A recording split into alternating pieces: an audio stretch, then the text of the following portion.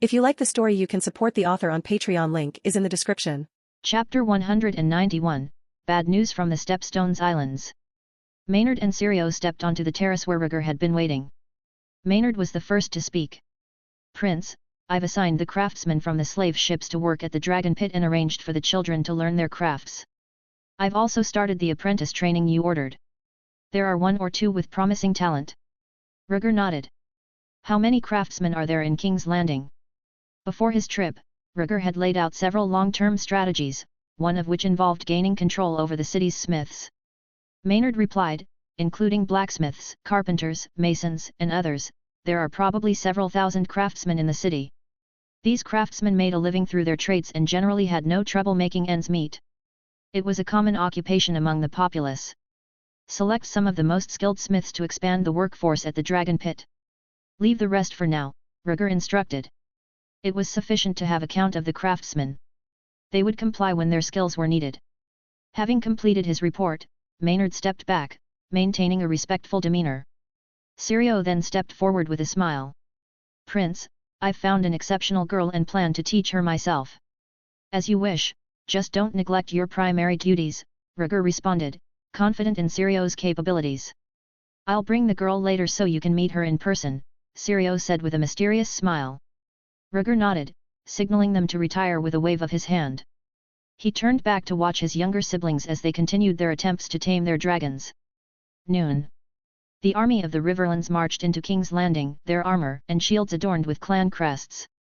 A leaping trout, silver, on a field of blue and mud red, a flock of ravens on scarlet surrounding a dead weirwood upon a black escutcheon, a red stallion upon a golden escutcheon on brown and a red salmon.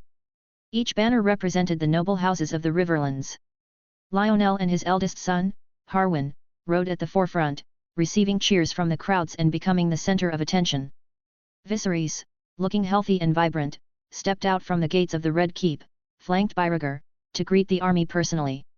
At the sight of the king and the heir, the army halted, and representatives from each family came forward to pay their respects. Viserys, calm and relaxed, warmly welcomed the Riverlands nobles.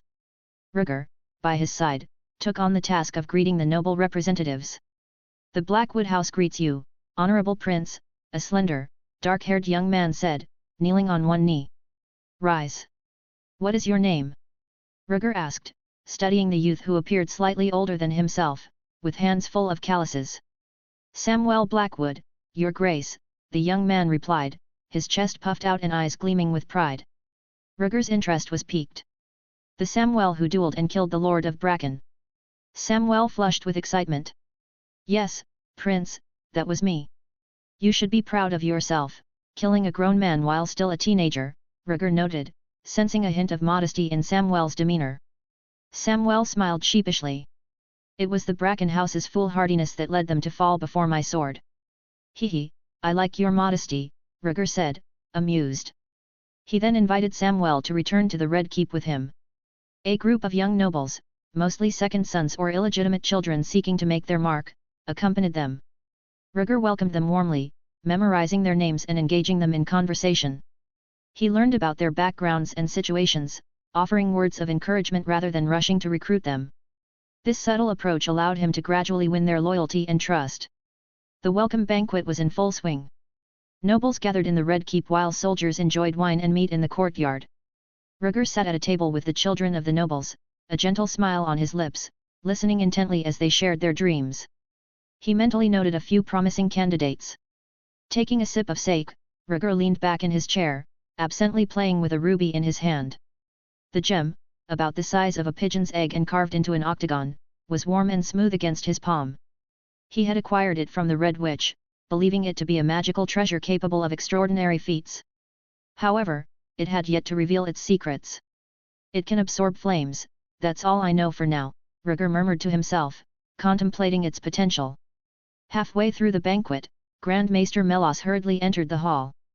The elderly man, gasping for breath, handed a sealed letter to Viserys. "Your Grace, urgent news from Stepstones Island." "You must be prepared," he said, his voice laced with worry. Viserys, maintaining his composure, opened the letter and read it silently. As he progressed, his expression shifted from calm to deeply troubled. Rhaegar, sensing the gravity of the situation, left his seat and made his way through the bustling hall to his father. "What is the news, father?" he asked quietly. Viserys' voice was grave. "The Dornish fleet has attacked Bloodstone Island, in collaboration with the Triarchy, destroying all defences. The Sea Snake and his men have suffered heavy losses." Rhaegar took the letter and read it carefully. Just 2 days ago, Prince Dorne had joined forces with the Triarchy to assault Bloodstone Island. Rhaenys had rushed to aid with melees, and Rhaenyra's sea smoke had incinerated many enemy ships. However, despite a patrol fleet from Storm's End driving back the attackers, the Sea Snake was injured, and Bloodstone Island was no longer secure. "Damn it, the Dornish did get involved," Rhaegar cursed. He then turned to his father, his expression serious. "Father, the army of the Riverlands has gathered. Tomorrow, I will ride my dragon and lead our forces to the Stepstones."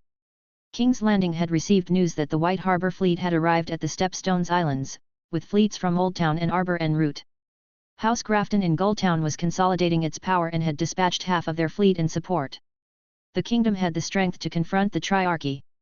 Viserys, his face stern, advised, "The Stepstones need support, but the Riverlands army has never participated in a sea battle. Listen to the Sea Snake's advice and don't be impulsive." Rhaegar nodded solemnly, understanding his father's caution. The kingdom had been at peace for a long time, and the Riverlands army lacked experience, particularly in naval warfare. Their true strength was uncertain. "Aegon is still on his honeymoon. You'll have to lead alone, so be careful," Viserys urged. "I will, father," Rhaegar replied, his resolve firm. The ambush by the mountain clans had taught him caution. Viserys summoned Lionel to discuss the army's situation. After a brief conversation, Rhaegar was the first to leave the table. As he exited the hall, the second sons and bastards, who had been captivated by his words, rose to follow him, ready to pledge their lives to his cause.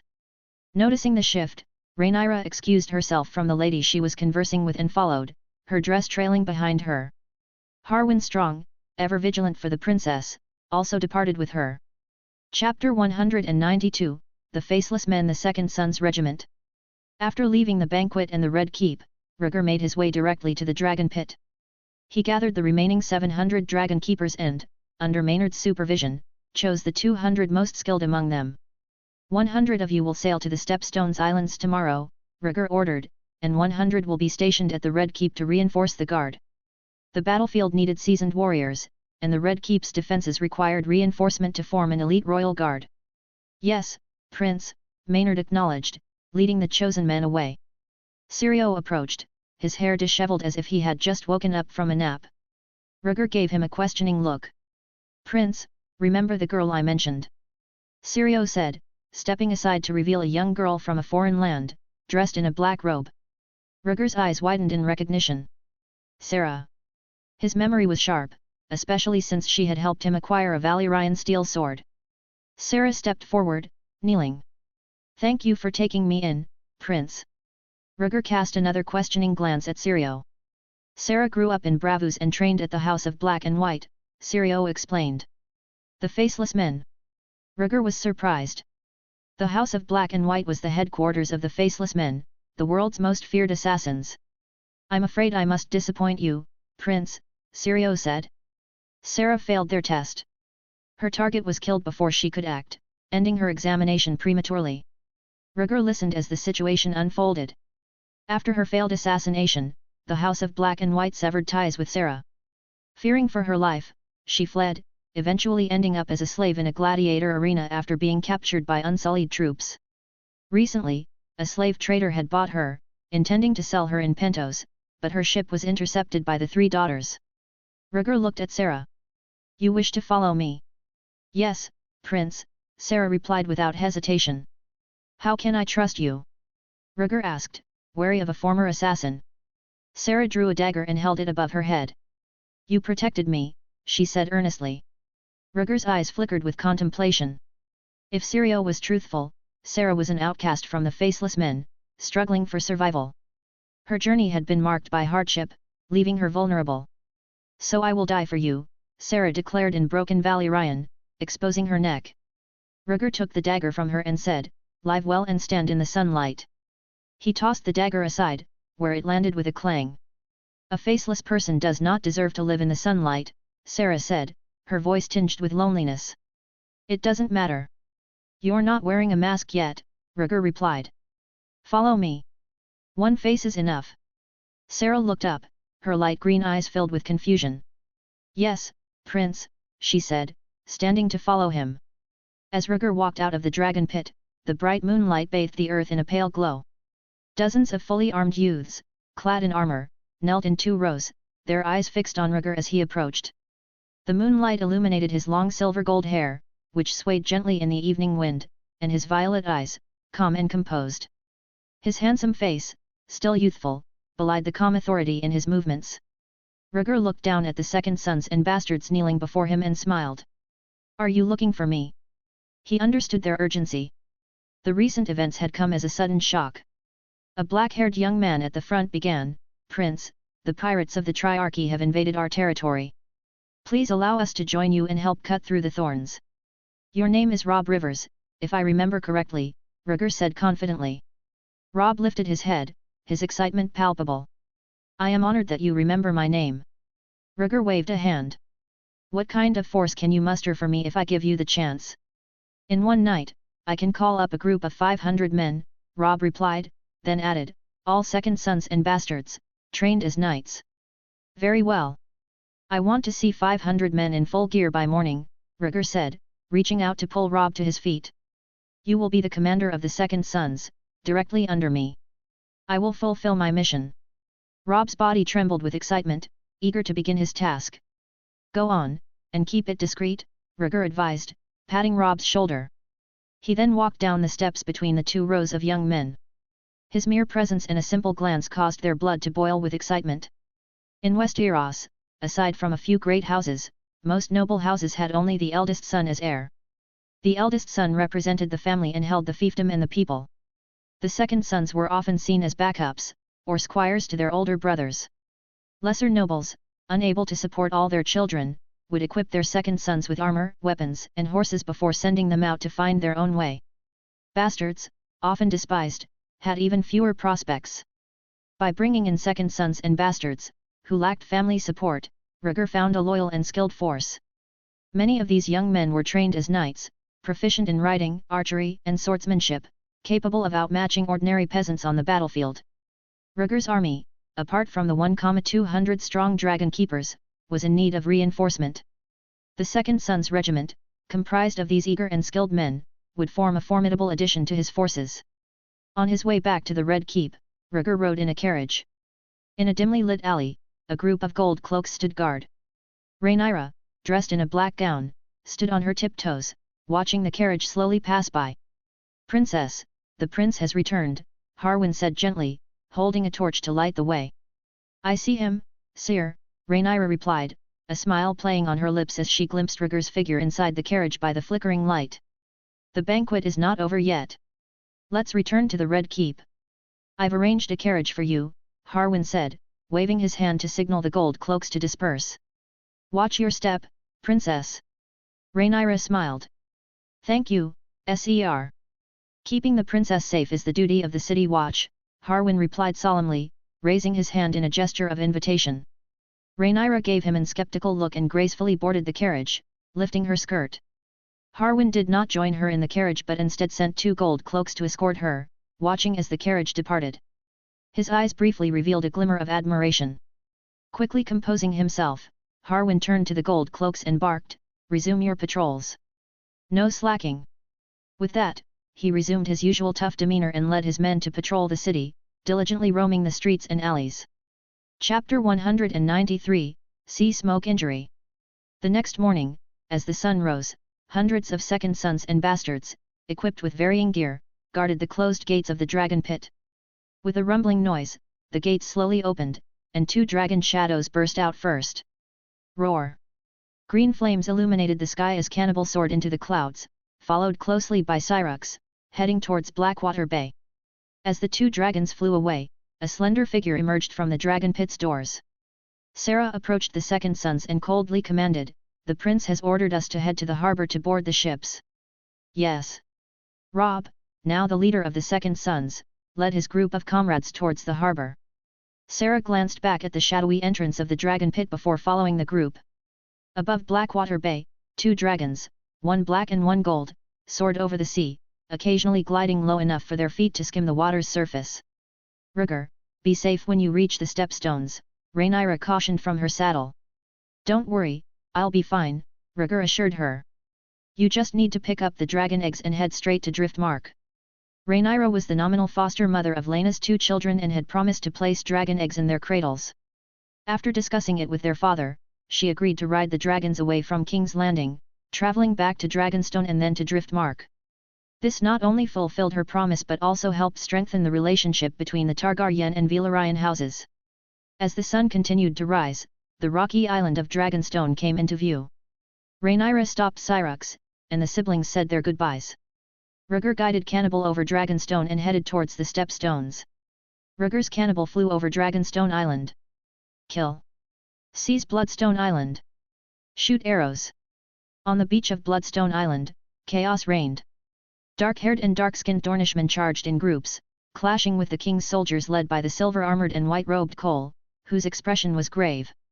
The tide repeatedly washed away the blood staining the beach as the 2 sides fought fiercely. Beyond the island, another battlefield raged at sea. Warships, bearing seahorses and mermaids on their sails, were filled with soldiers shooting arrows. The pirate ships of the 3 daughters maintained a distance, their scorpion crossbows loaded and ready. Fire! At the command, the scorpion crossbows launched steel spears that streaked across the sky like meteors. Boom! The scorpion crossbows, with their immense power, easily pierced through soldiers and shattered the hulls of enemy warships. Hundreds perished instantly under the barrage. Roar! The dragon's roar echoed along the coastline as the scarlet-scaled Malays and the sea smoke arrived, unleashing dragon fire upon the pirate ships below. Attack! Drop the battering ram! With the dragons on the battlefield, the sea snake raised his scimitar and ordered his fleet to charge. Both sides had roughly 50 ships each, but the pirates quickly lost control under the dragon's assault, with several ships succumbing to dragon fire. Set up the scorpion crossbows, aim at the dragon. Dozens of scorpion crossbows were reloaded and aimed at the 2 giant dragons.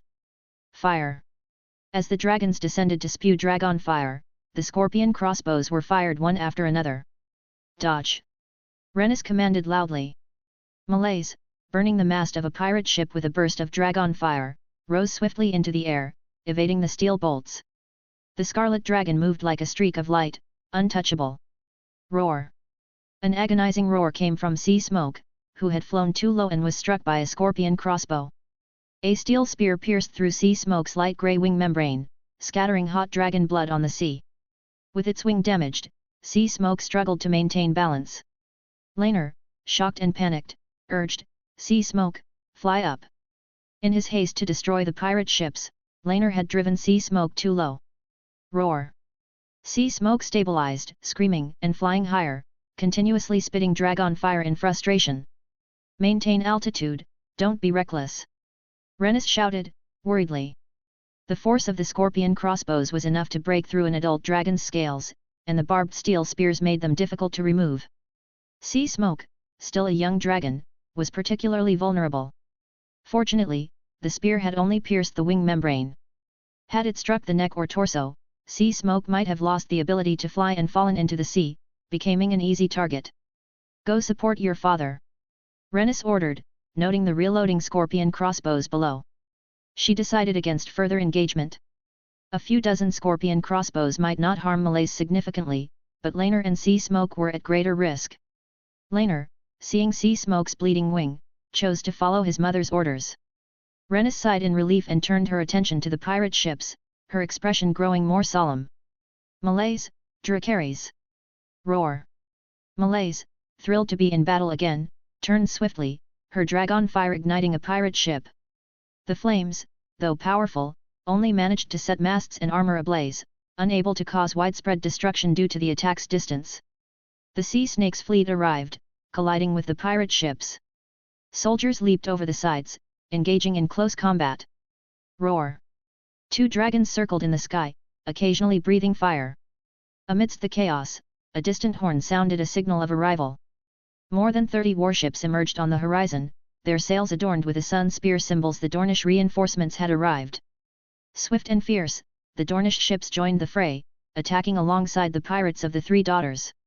"Fire!" commanded the Dornish, their arrows raining down indiscriminately amidst the chaos of battle, hitting both friend and foe alike. The Sea Snake's fleet, burdened by scorpion crossbows, maneuvered along the periphery, taking advantage of the distraction to strike. Rhaenys's dragon, Maleys, soared through the air, unleashing dragon fire upon the pirate ships, crushing them. As the Dornish continued their attack, Rhaenys surveyed the grim scene, realizing the odds were turning against them. "Corlys, we're outnumbered!" she exclaimed, her eyes darkening with concern as their forces dwindled. With each passing moment, their fleet faced greater peril. Even the combined might of their dragons couldn't turn the tide of the battle. Corlys remained resolute. "Hold fast. Storm's End's fleet will arrive soon," he said. Retreat was not an option. Since the Dornish joined forces with the Three Daughters, the conflict had escalated already. The kingdom's fleet hastily advanced toward the warships of House Celtigar stationed at Claw Isle and at White Harbour, but they proved unable to withstand the relentless assault of the Dornish and the allies from the Triarchy. Chapter 194, Cannibal's Crushing Grind. In the midst of the shouting, an arrow flew from behind. With a sickening thud, it pierced the sea snake's right shoulder through a gap in his armor. Blood splattered, and the sea snake screamed in agony, staggering and nearly falling. "Brother!" Vaemond, hearing the cry, was shocked. He swiftly stabbed a pirate attempting to attack the sea snake and shielded him. Corlys. Rhaenys, watching anxiously, was equally alarmed and worried about her husband's condition. "Shoot!" A new volley of scorpion crossbows was fired, and Maleys surged into the air. The pirates below had anticipated the Scarlet Dragon's path and launched their steel spears accordingly. Before Rhaenys could react, a spear hurtled towards Maleys' neck. Roar! Sensing the danger, Maleys dodged just in time, narrowly avoiding the fatal strike. However, the spear flashed dangerously close to Rhaenys' face. In an instant, cold sweat trickled down her brow, and the rushing wind stung her cheeks. She had come within mere meters of being impaled. Dracarys. Regaining her composure, Rhaenys, furious, urged Maleys into a frenzied attack, scorching the pirate ship's scorpion crossbows. Her desperate assault caused Rhaenyra great concern. He attempted to alleviate the pressure on his mother by directing sea smoke and attacks on the pirate ships. Despite their efforts, the battle deteriorated. As the Dornishmen finished firing their bows and arrows, they lowered their ramming horns, preparing for close combat. "Mother, get in the air!" Rhaenyra shouted suddenly. The Dornish ships also bore scorpion crossbows and had locked onto Maleys, who was entangled with the pirate ships. But Rhaenys, ignoring the plea, continued her relentless assault. "Fire!" The command rang out, and the Dornish scorpion crossbows fired in unison. Sensing imminent danger, Maleys flapped her wings and soared upwards, narrowly escaping a barrage of steel spears. "Attack! Board and fight!" The Dornish warships crashed into the sea snake's fleet, and dark-haired, dark-skinned Dornish soldiers swarmed aboard. The battle's tide quickly turned for the worse. The sea snake fought valiantly, protected by Vaemond and his men, but the enemy's encirclement tightened. The bodies of fallen soldiers were cast into the sea, and the Triarchy's pirates loomed closer. The sea snake, drenched in blood, continued to fight fiercely, retreating step by step amidst the growing encirclement. Roar! A deep dragon roar echoed across the Stepstones, catching everyone's attention. From the thick clouds, a pitch-black dragon shot out like a dark meteor. Dracarys. Rhaegar, perched on the dragon's back, gazed down indifferently as he uttered the high Valyrian command. Cannibal swooped over the battlefield, its cold, merciless eyes gleaming. It opened its maw, releasing a torrent of dragon fire. Boom!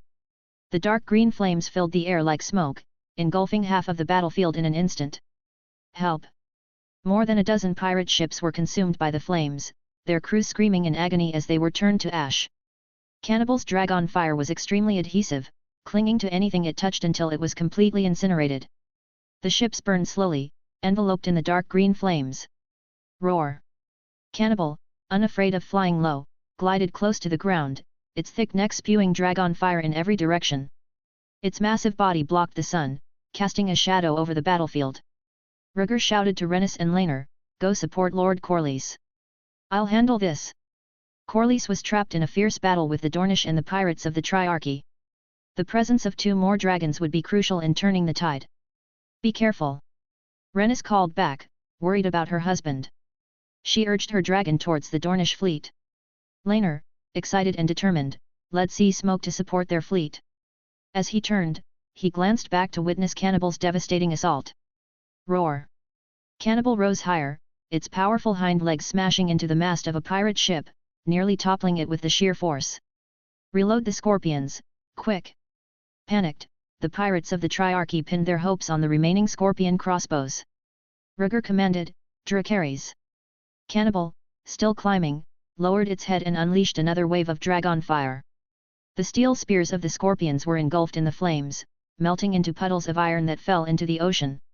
Roar! Cannibal reached a certain height and then dove again, spewing eerie green dragon fire onto the remaining pirate ships. Boom! The ships that encountered the dragon fire were instantly engulfed in flames, leaving no pirates alive. The surrounding ships, their hulls scorched by the flames, faced their doom in utter despair. In a matter of moments, the hard-won advantage of the Triarchy's fleet was gone. Compared to the 60-year-old Malays and the young Sea Smoke, the 100-year-old Cannibal was an unstoppable force. The giant dragon dwarfed the warships, and its green dragon fire clung to its targets, consuming everything in its path. Cannibal, turn around! With the Triarchy's fleet in ruins, Rhaegar shifted his focus to the Dornish forces. After parting ways with Rhaenyra at Dragonstone, he had flown directly to the Stepstones without delay. His timely arrival proved crucial, as the kingdom's fleet had been on the verge of disaster. Cannibal's devastating attack on the Triarchy's ships quickly turned the tide of battle. The massive dragon's relentless destruction relieved much of the pressure on the kingdom's forces. Rhaegar then turned Cannibal on the Dornish fleet, unleashing dark green flames. Malays and Sea Smoke flanked Cannibal on either side, their differently colored scales adding to the intimidating presence of the dragons. Together, they rained destruction upon the Dornish fleet. Boom! A Dornish ship was incinerated, and thousands of soldiers perished in the dragon fire, their dying screams filling the air. With the dragon's support, the Sea Snake's forces rallied and broke through the pirate encirclement with renewed vigor. Half an hour later, the Sea Snake and Viamond sat in a pool of blood, their dark faces turned toward the sky, their chests heaving with exhaustion. The victory had been hard won, and they were exhausted. The surviving soldiers began to clean up the battlefield, tossing the bodies of pirates and Dornishmen into the sea. In the distance, the smoldering remains of enemy ships lit the horizon with dark green flames, casting an eerie glow over the ocean. Rhaegar sat on Cannibal's back, listening to the dragon's triumphant roar. He enjoyed the thrill of its destructive power. "Cousin, I'm glad you made it in time," Rhaenyra said, flying over on Sea Smoke, his voice tinged with relief. "I didn't expect the Triarchy's attack to be so fierce either," Rhaegar replied, understanding the gravity of the situation. After receiving the Raven's message last night, he and his father had quickly mobilized their troops, but even then, they had almost been too late. "You two stop chatting and hurry to support Bloodstone Island with me." Malays flew past, Rhaenys's voice stern and urgent. "Cannibal, follow." Rhaegar directed his dragon toward the smoke-filled Bloodstone Island. At that moment, on Bloodstone Island, Cole and his soldiers were locked in fierce combat on the beach. The battle had reached a critical point. Chapter 195, Returning to Dragonstone Island. The Dornish, known for their fearlessness, charged with a ferocity that regular soldiers could not withstand. Cole, locked in battle, fought with increasing desperation, his vision reddened with rage. "Dornish bastards!" he roared. Hailing from Blackhaven, Cole's father had served as a steward under the Lord of Dondarrion. Cole had once defended against a Dornish incursion and harbored a deep-seated enmity towards them. However, the king's soldiers were no match for the relentless Dornish. As more of his companions fell, the Dornish gained the upper hand. Roar! A scarlet dragon swooped in, its flames scorching the beach and reducing the Dornish to ashes. Cannibal followed closely, its green dragon fire splitting the battlefield. "Cannibal, land!" Rhaegar commanded after a moment's thought. The dragon fire carried the risk of collateral damage in the melee. Cannibal descended, its wings kicking up a storm as it landed, crushing several soldiers under its feet and roaring triumphantly. "Retreat! Retreat!" The sight of the dragons shattered the morale of the Dornish, and they fled in disarray. "Pursue!" Cole shouted, his sword dripping with blood as he continued the charge. "Stop, Cole! Retreat at once!" Rhaegar's voice cut through the confusion. The fleeing Dornish were an easy target for Cannibal's Dragonfire, and pursuing them would only lead to more unnecessary bloodshed. Cole paused, panting heavily, his white robe stained red. He glanced up at Rhaegar, still in a battle trance. The soldiers stopped their pursuit, rounding up any remaining Dornish who couldn't get away. Most of the enemy fled toward the sea, attempting to evacuate in small boats. Dracarys! Rhaegar ordered. Cannibal unleashed green dragon fire that engulfed the retreating Dornish, leaving none alive. Whew! The battle is over, Cole sighed, removing his helmet. His handsome face was edged with exhaustion and relief. Noon. On Bloodstone Island, Sea Snake recovered from his wounds while Viamond led his soldiers in clearing the battlefield. Rhaenyra patrolled the waters with sea smoke, wary of any possible sneak attacks by the Triarchy. Only then did the fleet arrive from Storm's End. 16 ships and 2,000 men sailed through the burning green dragon fire of the battlefield and anchored off the coast of Bloodstone. Rhaenys greeted them in her husband's stead, accompanied by Rhaegar, Rhaenyra, and Tyland. A small boat pulled up to the beach, and a middle-aged man with black curly hair, fancy clothes, and a bloated figure disembarked, surrounded by a dozen soldiers. With a stern expression, Rhaenys said in a deep voice, "Cousin, you are late." The middle-aged man with a large belly and loud voice replied, "Cousin, father and I received the news and came immediately to support you." Rhaegar glanced sideways at Rhaenyra, who quietly informed him, "He is Borros Baratheon, eldest son and heir of Lord Bormund." Rhaegar frowned and said, "That fool who can't read a word." Bormund Baratheon was a brave lord with a history of remarkable deeds, but his son was another matter. Borros was known more for his temper and his dependence on others than for any skills of his own. Rhaenys, showing no patience, stepped forward and demanded, "The Raven sent a message last night, you should have arrived this morning. Without your delay, my husband would not have faced such a bitter battle." "Cousin, I came with good intentions. You shouldn't yell at me," Borros shouted, his face flushing with anger. "Borros, do you not fear tarnishing the Baratheon name by delaying the battle?" Rhaenys advanced on him, crossing the guard's barrier and grabbing Borros by the collar. Borros' expression darkened as he glared at Rhaenys, not daring to speak out of turn. She sniffed the air and caught the unmistakable scent of alcohol, immediately understanding the cause of the delay. "Borros, how dare you drink on the march?" Rhaenys scolded, her face as icy as her tone. Borros, angry and defensive, shouted, "I've only had a few cups, it has nothing to do with the delay." "Shut your stinking mouth!" Rhaenys snapped, her eyes filled with disappointment. "The fleet stays, but you and your guards will return to Storm's End. I will send a raven to inform your father of this." Her connection to the Baratheon family ran deep. Her mother was a Baratheon, making Borros' father, Bormund, her uncle. Even her hair, mostly black with silver streaks, hinted at her mixed heritage. She had never expected her cousin Borros to behave so dishonorably in the midst of war. The sea snake had been injured before, and today he had taken an arrow, falling into a coma. As his wife, Rhaenys needed to attend to him, but dealing with Borros' incompetence added to her burden. With a final glare at Borros, Rhaenys turned to attend to her husband's care. As they walked along the road, Rhaenys asked Rhaegar, "When will the support from the Riverlands arrive?" "Tomorrow night at the latest," Rhaegar replied, considering the distance from Blackwater Bay to the Stepstones. "The fleets from Velaryon, Celtigar, White Harbour and the Stormlands are already gathered, but the remaining reinforcements need to hurry," Rhaenys sighed. "It's fortunate that the fleets of the Three Daughters and Dorne were decimated this time. We can breathe a little easier." Over 80 enemy ships had been burned, and thousands of soldiers had perished in the Dragonfire, significantly weakening the alliance of the Three Daughters and Dorne. It would be some time before they could threaten the Stepstones again. Tyland interjected urgently, "Our ships have suffered heavy losses, many are damaged, and we are running low on food and fresh water. If the ships are damaged, mobilize the shipwrights to repair them and send people to secure more supplies," Rhaenys replied, too weary to delve into the details of the battle damage. In recent days, the army had been exhausted, maintaining their hold on Bloodstone Island with relentless patrols and combat. "I'll take care of it," Rhaegar said. "The Triarchy will not attack again so soon. Rhaenyra can patrol Bloodstone Island while I ride Cannibal to Driftmark to hurry the supplies." Driftmark, with its many harbours, served as the gateway between Blackwater Bay and the Narrow Sea, making it a crucial supply point during the war. King's Landing would send supplies to Driftmark, from where they would be transported to Bloodstone Island. Rhaenys thought it over and nodded. "Good. Then you escort the transport ship. She needed to remain on Bloodstone Island, and Rhaegar and Cannibal were the fastest means to get to and from Driftmark. Additionally, having a dragon escort the transport ships would save manpower and resources, allowing more supplies to be transported safely. I'll leave now, just in case there's any delay, Rhaegar said, accepting the mission without hesitation. Bloodstone Island was strewn with corpses, and crabs swam in, drawn by the scent of blood. Transporting the wounded and repairing fortifications would keep Thailand busy. Rhaegar approached Cannibal, who was lying on the beach, gnawing on charred carcasses.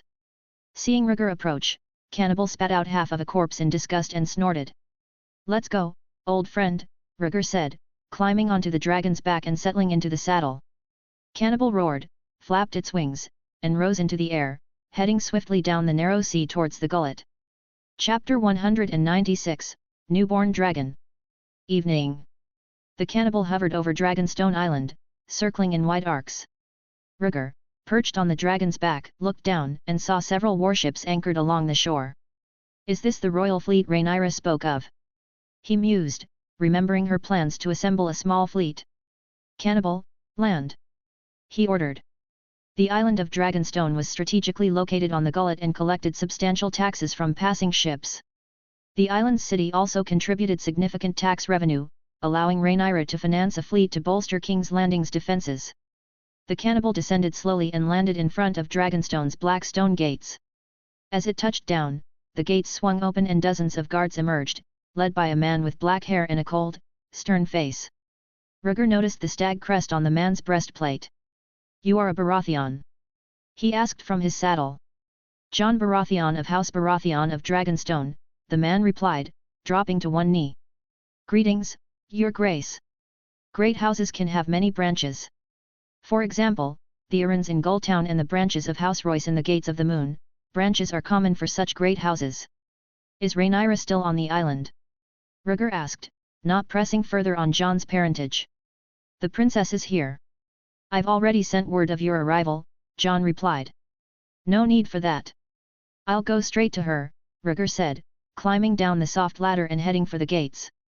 "Wait, Prince," Jon interjected, stepping in front of him. "The princess has not yet given you permission to enter. Please wait." Rhaegar froze, his eyes narrowing. "Do you see who I am? Do I need permission to enter Dragonstone?" he said, pointing at himself in disbelief. Jon's face remained stern. "Anyone entering Dragonstone Island must have the princess's permission." Rhaegar's smile faded. "I didn't hear you. Say it again," he demanded, his hand resting on the hilt of his sword, ready to draw. Jon noticed Rhaegar's hand on his sword and took a deep breath. "Prince, anyone who wants to." "Jon, shut up." Rhaenyra's voice rang out sharply, cutting him off. Jon turned to see Rhaenyra hurrying down the winding stairs behind the black stone gates, followed by a group of guards. "Princess." Jon bowed respectfully. Rhaenyra motioned for him to step aside and approached Rhaegar. "He is my newly appointed Navy commander." "He's still learning," she excused herself. "Navy commander, hey? Quite a title," Rhaegar said with exaggerated dissatisfaction. "Since when do I need permission to set foot on Dragonstone?" "Don't be angry, he doesn't know any better," Rhaenyra soothed, placing her hand over Rhaegar still gripping the hilt of his sword. Dragonclaw had almost spilled blood. She had rushed out of the castle upon hearing the cannibal's roar, just in time to witness the standoff. "If anyone in King's Landing dares to treat you like this, would feed them to the dragons," Rhaegar said, looking Rhaenyra straight in the eye and gently pushed her hand holding his sword. Rhaenyra was speechless and waved for everyone to leave. Once they were alone, she suggested, "There's a new hatchling in Dragonmont. Want to see it?" "All right, but we have to leave for Driftmark soon," Rhaegar replied, his tone resigned. "It's fine. The baby dragon is in the castle." "It's beautiful," Rhaenyra said with a smile, pulling him inside. In the main hall of the castle, 3 dragon eggs of different colors sat in containers on the table. "These are the eggs that Syrax laid. I'm choosing them for Lena's children," Rhaenyra said, her eyes sparkling as she caressed each of the eggs. "Any 2 will do," Rhaegar replied absently, his attention focused on the small creature in his hands, a young dragon the size of a house cat.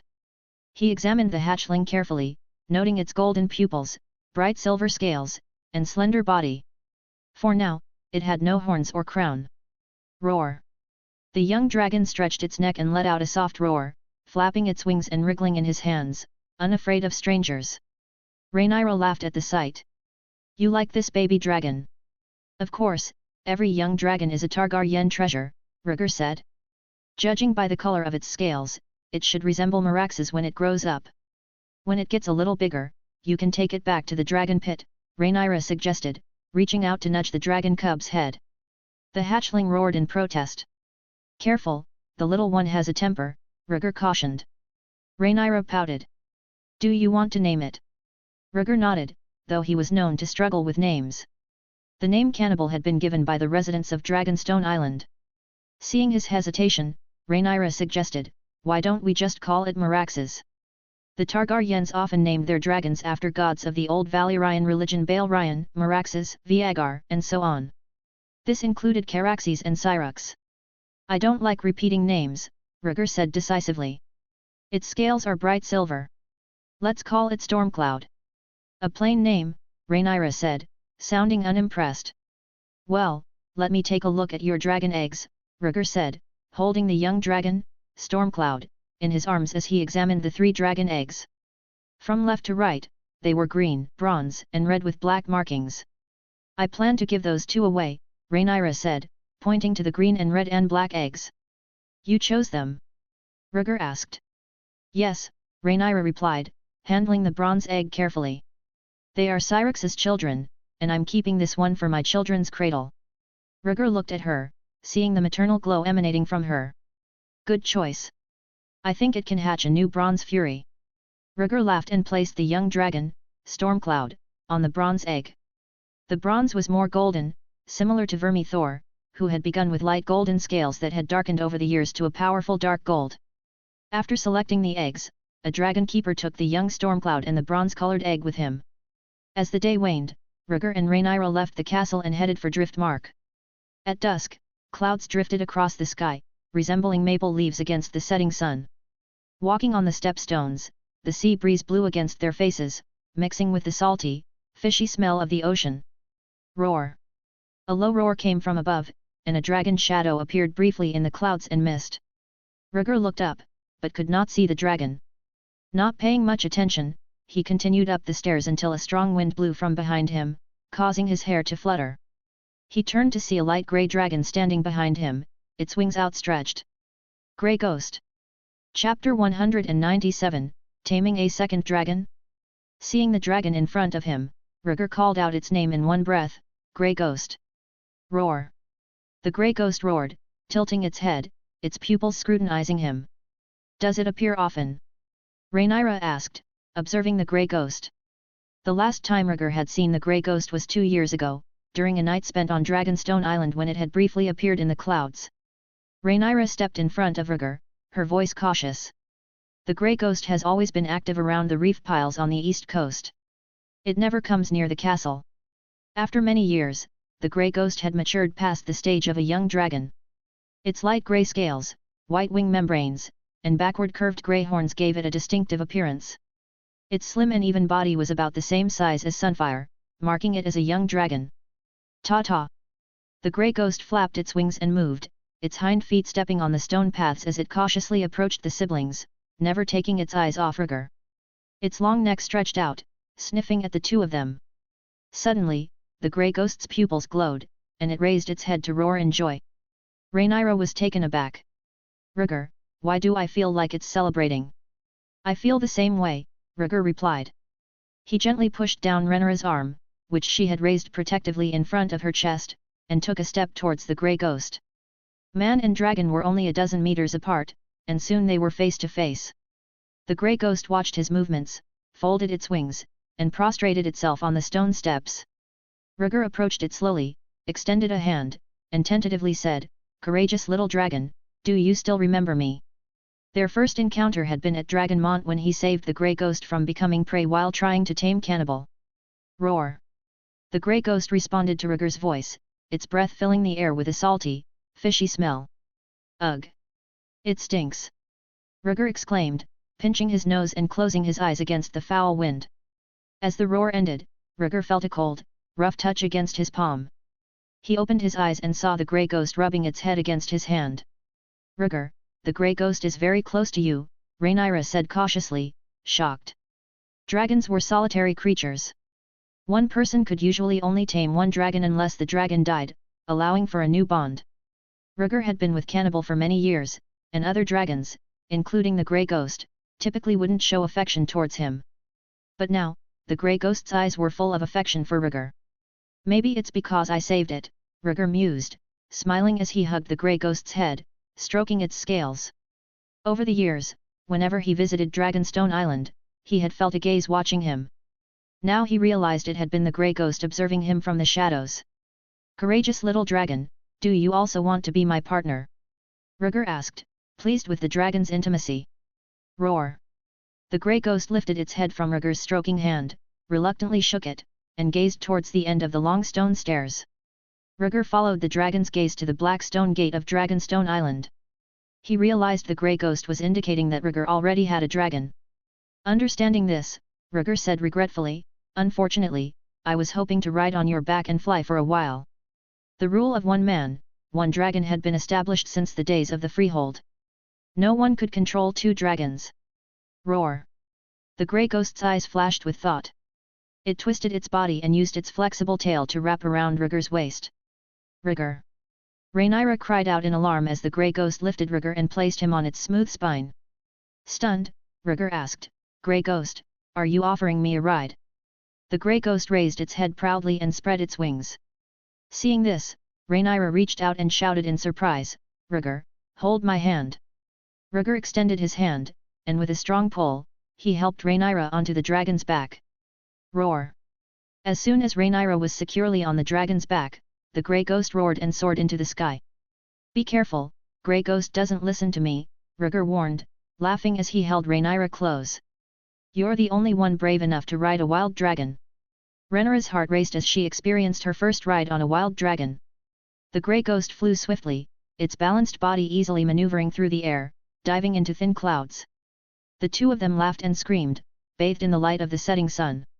As the sun dipped below the horizon, a loud roar echoed across Dragonstone Island. Cannibal's roar carried a strong sense of warning. The grey ghost, trembling at the sound, fear evident in its eyes, quickly descended and landed on the stepstones near the black stone gate. The memory of the black dragon that once hunted it was still vivid. Once they landed, Rhaegar helped Rhaenyra to her feet and they slid down the dragon's wing. Stroking grey ghost's wing, Rhaegar smiled and said, Cannibal is angry.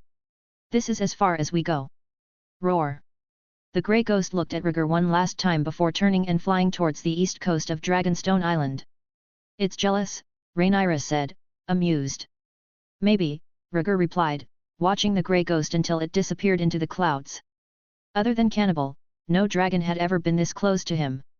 Even Syrax avoided Cannibal out of fear. In high spirits, Rhaegar took Rhaenyra's hand and said, Let's go. Your two adopted daughters are still waiting for their dragon eggs. Humph, I only care about my future children, Rhaenyra teased, tossing her long hair as she strode towards the black stone gate. Rhaegar's eyes gleamed with understanding as he followed her. Night had fallen, and the stars were faint in the sky. Driftmark, high tide. Rhaenyra, you're finally here.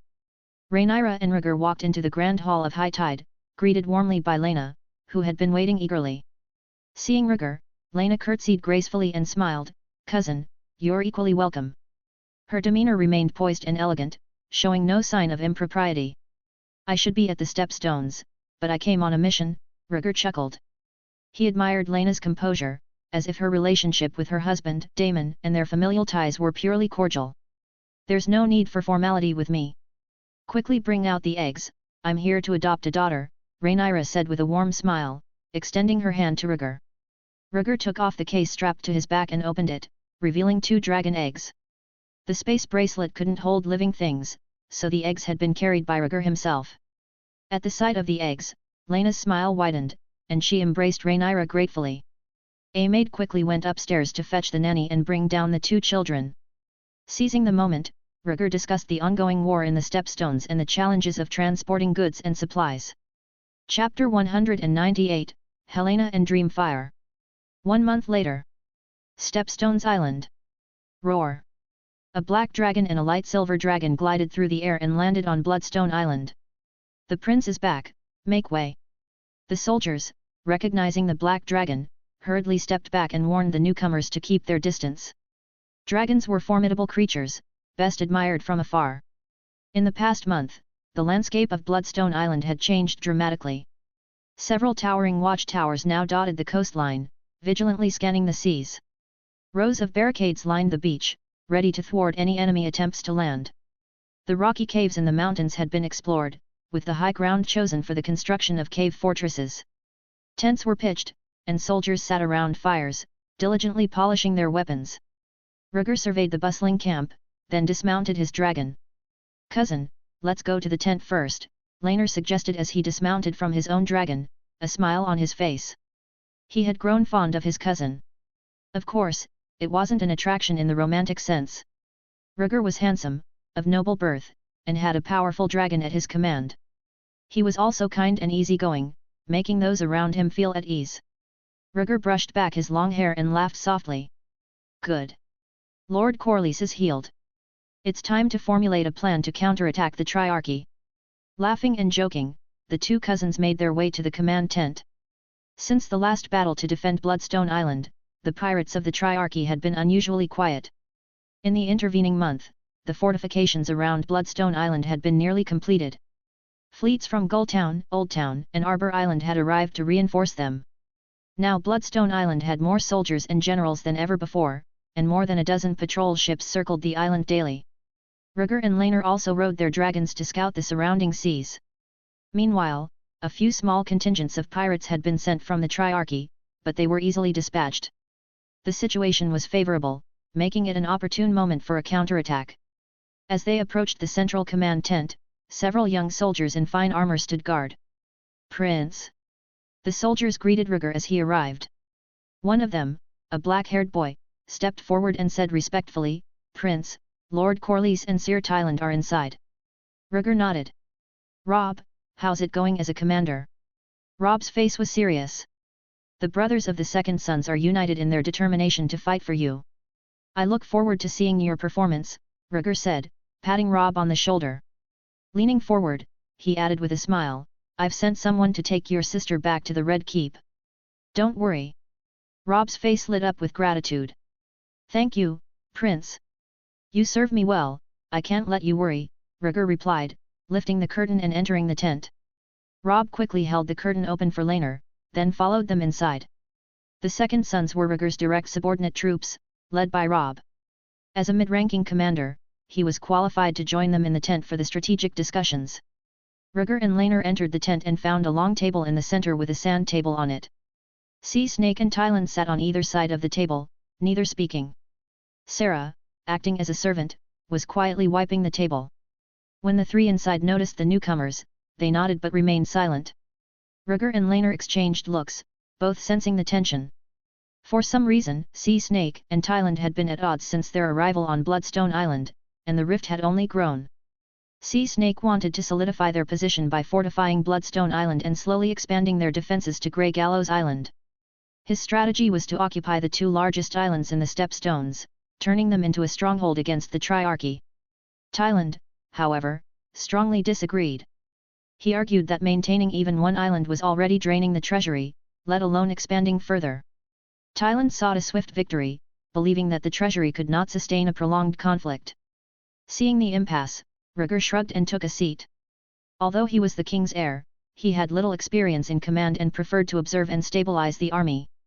Additionally, Tyland's contentious stance served his father Viserys' purpose of keeping the powerful Sea Snake in check. After a short wait, more people entered the tent, Rhaenys, Viamond, Cole, and fleet commanders from various regions. The meeting began with Viamond reporting, "Pirates of the Three Daughters have been spotted near the Grey Gallows. They may be preparing to attack. Send more patrol ships and stay on guard," Sea Snake replied. As Sea Snake spoke, Tyland quickly interjected, leading to another argument between the two. One faction preferred to wait and fortify, while the other advocated taking the initiative. The commanders exchanged glances but remained silent, divided in their loyalties. Cole sided with Tyland, Viamond remained silent, and Rhaenys remained neutral. Rhaegar and Rhaenyra simply listened, reading the room. Rhaegar noted that most of those present seemed eager to end the conflict quickly, suggesting that Sea Snake's cautious approach was less popular. The argument continued until noon, when the meeting was suspended and everyone left the tent. As Rhaegar prepared to leave, Rhaenys handed him a letter. He read it, frowning. "The Dornish want to make peace," he said. Rhaenys guessed, "I suspect foul play." The letter also mentioned that Lady Rhaenyra of the Eyrie had arrived in King's Landing, expressing gratitude for the king's assistance in quelling a rebellion. The letter concluded with an invitation for Rhaegar to return to King's Landing, both to receive the Dornish envoy and to attend a banquet for Lady Jane. "Dornishmen," Rhaegar murmured, his eyes flashing with suspicion. He doubted their sincerity, knowing them to be a resilient and rebellious folk. "Your father needs your advice," Rhaenys urged. Rhaegar nodded. "I'll leave with Cannibal. Keep a close watch on the Triarchy. Sarah and Robb will stay here on Bloodstone Island and act as his eyes." King's Landing, Dragon Pit. Dreamfire, Dracarys. Helena's clear, childish voice echoed through the cavernous space. Roar. Dreamfire, the majestic blue dragon, lay prostrate on the ground, responding with a gentle roar. Clad in a small white dress and deerskin boots, Helena approached Dreamfire, her light purple eyes filled with determination. She squatted down, gazing into the dragon's eyes. Dreamfire tolerated her presence and wouldn't harm her, but it also wouldn't obey her commands or engage with her beyond passive acceptance. A low rumble filled the air as the massive doors of the dragon pit slowly creaked open. Roar. Dreamfire's roar was one of surprise as it rose from the cold floor. Roar. The shadow of a dark dragon loomed over the entrance, landing with a gust of wind that swept through the dragon pit. Chapter 199, Alicent's New Allies. As Dreamfire watched, the cannibal slowly climbed into the dragon pit. The dragon keepers rushed to calm the nervous Dreamfire, knowing the cannibal's unpredictable nature. Helena turned to look at the imposing black dragon and her eyes lit up as she saw the handsome young man on its back. With a joyful shout, she called out, "Brother!" Rhaegar had already spotted Helena's tiny figure. Dismounting from the cannibal, he approached her with a smile. "Brother, you're back." Helena ran up to him, wrapping her arms around his waist. "I had some things to take care of, so I came back temporarily," Rhaegar said, patting her head affectionately. Helena, always diligent and determined, spent countless hours in the dragon pit with Dreamfire, dreaming of the day she could ride her dragon. "How long will you be here this time?" she asked, her eyes full of hope. "I'm not sure, but I should be able to stay for a few more days," Rhaegar replied thoughtfully, bending down to pick her up. Helena beamed and nestled her small body against his, delighted by his presence. "I have something to show you," Rhaegar said, carrying her over to the cannibal. The cannibal shook its massive frame, and an iron cage covered with a black cloth fell to the ground. Rhaegar caught it effortlessly with one hand. Helena's eyes widened with curiosity. "Brother, what's in the cage?" "It's not a bug, if that's what you're worried about," Rhaegar teased. "I'm with Dreamfire every day now." "I don't play with bugs anymore," Helena replied, a little exasperated. Since Rhaegar had scolded Aegon the last time, Helena had focused her energy on taming Dreamfire, abandoning her previous interest in bugs. Rhaegar chuckled and unveiled the black cloth. Roar! A young dragon with bright silver scales curled up inside the iron cage, roaring at the outside world. "It's a dragon!" Helena exclaimed in surprise. Rhaegar grinned proudly. "A new hatchling from Dragonstone Island. I named it Stormcloud. It will stay in the dragon pit from now on. Can Aemon tame it?" Helena immediately thought of her younger brother, who often watched her and Doran with their dragons, yearning for one of his own. "He can give it a try," Rhaegar suggested. "Oh, brother, you're the best!" Helena cheered, planting a kiss on Rhaegar's cheek. Rhaegar wiped his cheek with mock annoyance and called over a dragon keeper. "Watch over the young dragon. Its name is Stormcloud." "Yes, Prince," the dragon keeper replied, lifting the iron cage and carrying the alert young dragon away. With Helena still in his arms, Rhaegar returned to the Red Keep. Rhaegar returned to the Red Keep by carriage. When they arrived, Helena followed the caretaker to her room, and the two siblings separated. Rhaegar went to his bedroom and called for hot water to be prepared for a bath. All dragons had a sulphurous smell, and the riders picked it up as well. As he soaked in the hot water, there was a knock at the door. "Knock, knock." Rhaegar, fully immersed in the steaming water, asked lazily, "Who is it?" "It's me, "Prince," came Eric's voice. Rhaegar opened his eyes and recognized the voice. Eric had been charged with protecting Jane and opening the Vale's trade routes. It had been a while since Rhaegar had heard from him, indicating that he must have returned to King's Landing with Jane. "Come in, Sire," Rhaegar said. The door creaked open and Eric, dressed in silver armor and white robes, stepped inside.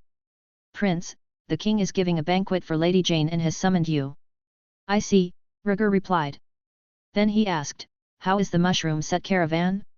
Is the Vale matter settled?"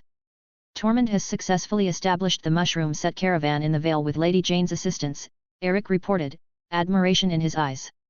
"Lady Jane has rallied many nobles who suffered during the Black Wedding, and the Vale is now stable." "How is Lord Yorbert?" Rhaegar inquired, thinking of Lord Protector of the Vale he had yet to meet. "Lord Yorbert is still recovering from his injuries. Lady Jane has persuaded him to stay and assist with the administration in the Eyrie," Eric explained. Rhaegar nodded, satisfied. He had expected Yorbert to return home eventually, especially since Jane was reclaiming her authority, making the regent's role redundant. Seeing no further questions, Eric prepared to leave. However, Rhaegar remembered another matter and asked, "Did you bring that giant descendant back to King's Landing?" "Yes, his name is Porus. He has been very obedient since his capture and is now in the Red Keep," Eric replied. Porus, the half-giant, was a wildling discovered as part of the Mountain Clan's rebellion. Unlike the 3-meter-tall half-giant Rhaegar had previously killed, Porus was smarter and had surrendered. King Viserys, impressed by his size, kept him in the Red Keep as a kind of living spectacle and uncredited vassal. The banquet hall buzzed with anticipation as tables laden with food awaited the start of the feast. Seated on the main throne, Viserys observed the courtiers' lively performances. Meanwhile, in the back garden, 2 elegant women sat beneath a canopy of fish motifs. Alicent, clad in a green dress, held a book in her hand, while Jane, in a sleek black dress, addressed her gently. "Your Grace, I've prepared some delicacies from the Vale. I hope you'll enjoy them," Jane offered. Alicent graciously replied, "Thank you, Jane." The two were old friends, bonded by their connection to Rhaenyra, who served as a link between them. Despite their age difference, Jane being 3 years older than Rhaenyra and Alicent 8 years, they often corresponded as pen pals. However, their relationship soured after Alicent became the queen, leading to a rift in communication. Jane's unexpected visit to King's Landing prompted Alicent's curiosity. "Jane, what brings you here?" she inquired, dispelling formalities. Jane hesitated momentarily before gesturing to the book in her hand. 10,000 ships. I recall it's Rhaenyra's favorite," she said. The book chronicled the journey of the Rhoynar warrior queen, Nymeria, who led her people westward to evade the Valyrian Empire's invasion. Nymeria, as a prominent figure, also married into House Martell and played a crucial role in unifying Dorne. Rhaenyra idolized Nymeria, finding inspiration in her story. "Yes, Nymeria's tale has always resonated with me," Alicent acknowledged, though her smile held a hint of worry as she attempted to hide the book. "Is there a page that is torn out?" But Jane was quicker, noticing a torn page. Chapter 200, Rhaegar is a fat piece of meat. Jane examined the missing page that would have documented Nymeria's first marriage. As she flipped through the book, a nostalgic smile crept across her lips as she recalled the fleeting moments of her teenage years, years that had, in truth, been far from glorious. Skepticism and doubt had shadowed her youth. Alicent watched Jane calmly, waiting for her to speak. After a brief silence, Jane looked up and smiled apologetically. "Sorry, I got lost in thought for a moment." Alicent responded coolly, "The feast is almost over, Lady Jane." "I wanted to make a gesture of friendship," Jane said quietly. "I did my research before coming to King's Landing, and I believe you need an ally. I am the Queen. Do you think I am in trouble?" Alicent's tone was calm and confident. Jane replied bluntly, "I've heard the term greens." Alicent's eyes swept over Jane and she snorted, "But you're wearing a black dress." "With all due respect, I don't think much of the greens, and I don't think they can challenge the heir," Jane said with a knowing smile. "And I'm a confirmed black, as all 7 kingdoms know." "Then why have you come to me?" Alicent's patience was wearing thin. Jane's smile faded, replaced by a serious expression. "I will be in King's Landing for a while. You and I can benefit from each other." "I have a husband," Alicent replied, a hint of mockery in her voice. The bond between Jane and Jessamine was well known throughout the 7 kingdoms. Alicent, you need to face reality, no one will help you but me, Jane said seriously. You fear Rhaegar because of your ambition, and I can help you deal with that fear. Alicent once coveted the Iron Throne, but Aegon had no name, no title, and few supporters. She wanted to give up, but she was afraid Rhaegar would get even with her after he ascended the Iron Throne. Jane's words struck a chord with Alicent. If you and I are to form an alliance, what do you bring to the table? Alicent asked, her eyes narrowing. It's not just an alliance, it's mutual support, Jane insisted. You are concerned about your children's future, and I can help you to secure it. Alicent's expression remained guarded, but she listened intently. Jane recognized the look on Alicent's face and knew her instincts were correct. The war for the Stepstones has drained the coffers of the kingdom. Eventually that land will come under the rule of the Seven Kingdoms, Jane said. If you win the war, you could offer the Stepstones as a fief to Prince Aegon, and I'll make the arrangements, she continued. Alicent frowned. It's a barren land. Even a proud man like Daemon wouldn't rule it. The king plans to build fortifications there. With its strategic location, it will become a lucrative place for taxing passing ships, Jane argued. Keeping Prince Aegon away from King's Landing will prevent him from causing trouble. Alicent fell silent, weighing the pros and cons. Jane pressed on, when Prince Aemond comes of age, I can also secure a fief for him in Gulltown. Originally, Gulltown had 3 noble families. The Shetts and a branch of House Arryn were involved in the rebellion and had fallen out of favor. Jane intended to install new noble powers to divide House Grafton's interests. This would bring Alicent to her side and yield significant benefits. Alicent was clearly tempted by the idea of securing fiefdoms for her 2 sons. The importance of the Stepstones was undeniable, otherwise the kingdom wouldn't have waged war against the Triarchy for years. Gulltown, one of the 5 major ports in West Eros, was the perfect choice for a fief. Breathing slightly heavier, Alicent said seriously, your offer is very tempting. What do you want in return? There's no such thing as a free lunch. Jane's demand must be significant. Jane smiled, her red lips parting to reveal the answer. Rhaegar. What? Alicent froze, not understanding. Jane expected this reaction. She slowly stood up, a smile playing on her lips. Rhaegar will become the king of the 7 kingdoms. I want to be his queen. Alicent was even more confused, her thoughts in turmoil. For half a second, Alicent stood numbly, gripping the book in her hand tightly. Her eyes turned cold. You're delusional. Rhaegar only has eyes for Rhaenyra. I won't help you. For some reason, whenever Rhaenyra was involved, Alicent became subconsciously agitated. Jane's eyes glinted as she tilted her head. In what capacity are you saying this? As Alicent or as the queen? Alicent was Rhaenyra's best friend, but as the queen, she was the person Rhaenyra hated the most. Alicent was momentarily stunned, confusion flashing in her eyes. Compared to Jane, who aimed to challenge Rhaenyra, Alicent was the first to betray her. Alicent suddenly laughed. To have friends like us, Rhaenyra is truly unfortunate. Banquet Hall. Rhaegar hurried to the feast to entertain the bannermen who had travelled from all over the realm. Aegon was also present, though he sat alone in a corner, nursing a glass of wine, far from the Hightower entourage. Bang! The doors swung open, and the rhythmic drumming of the King's Guard filled the hall. Lady Jane of House Arryn, Lady of the Eyrie and Warden of the East, a herald announced. Under the watchful eyes of the crowd, Jane entered with grace and elegance. Flanking her were Rhaenyra and Alicent, one on each side, their presence commanding attention.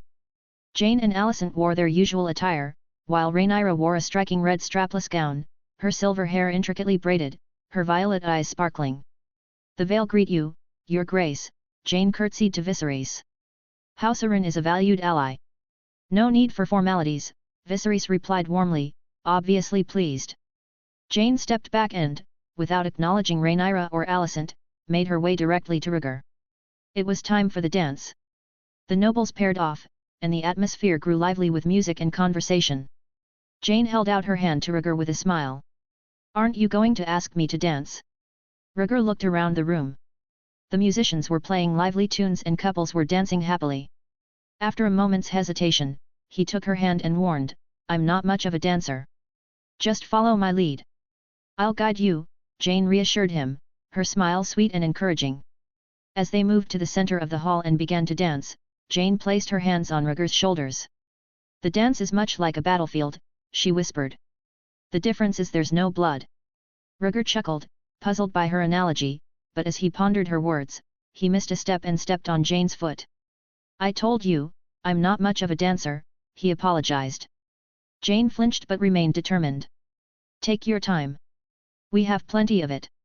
I'm not one to waste time on things I'm not good at, Rhaegar muttered, continuing to dance awkwardly. Jane gritted her teeth and clung to Rhaegar's clothing, refusing to give up. From a distance, Rhaenyra watched them with a puzzled expression. She hadn't yet understood her friend's intentions. Rhaegar seems to be enjoying himself, Alicent observed, approaching with a glass of wine. Of course he is, Rhaenyra replied with a hint of sarcasm. He's probably crushing Jane's feet. In just one dance, Rhaegar had already stepped on Jane several times, and Rhaenyra couldn't help but laugh. Rhaegar had always been reserved, uninterested in parties, and bad at dancing. Alicent sighed, a hint of exasperation in her voice. Aren't you suspicious at all? Rhaenyra turned to her, puzzled. What do you mean? Alicent never spoke lightly. Their years of enmity had taught them both to be careful with words. Alicent gestured to Jane. She has proposed to your father. The candidate is Rhaegar.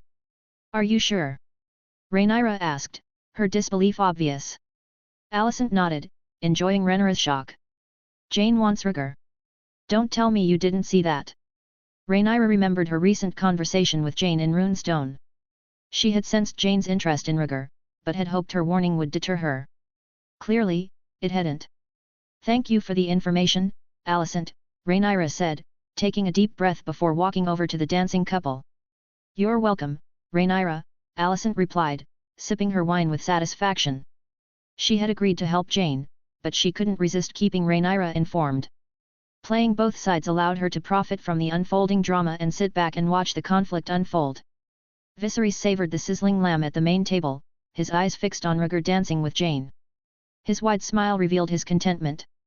He adored his eldest son, who was not only handsome and intelligent, but also skilled in the martial arts. Rhaegar's exceptional qualities were a rarity in House Targaryen. Unlike Viserys, his grandfather Balon or his great-grandfather Jaehaerys, Rhaegar bore a resemblance to two of their most legendary ancestors. Aegon the Conqueror and Maegor the Cruel. Perhaps he also reflected Aegon Targaryen, the eldest son of Aenys, who was murdered by Maegor. These men were characterized by wisdom, courage, and a strong sense of duty, in contrast to Viserys and his immediate predecessors, who often indulged in pleasures in addition to their responsibilities. Seeing Rhaegar dancing was a rare sight. It pleased Viserys to witness his son embracing the social joys of being with a woman, especially one of Jane Arryn's stature. Jane, as the Lady of the Eyrie and the head of House Arryn, held significant influence. Moreover, she had no parents or brothers, making her an ideal match. Whoever married her would gain control of the Vale and secure their descendants as legitimate heirs to House Arryn and its lands. As Viserys enjoyed the moment, a sudden movement caught his eye. Rhaenyra was making her way through the crowd, her expression determined. She headed straight for the center of the dance floor in an aggressive manner. Chapter 201, Jane's Temptation. Rhaenyra. Viserys murmured, beads of sweat forming on his forehead as he watched the scene unfold. Amidst the lively music, many dancing partners began to flirt with each other. Oh!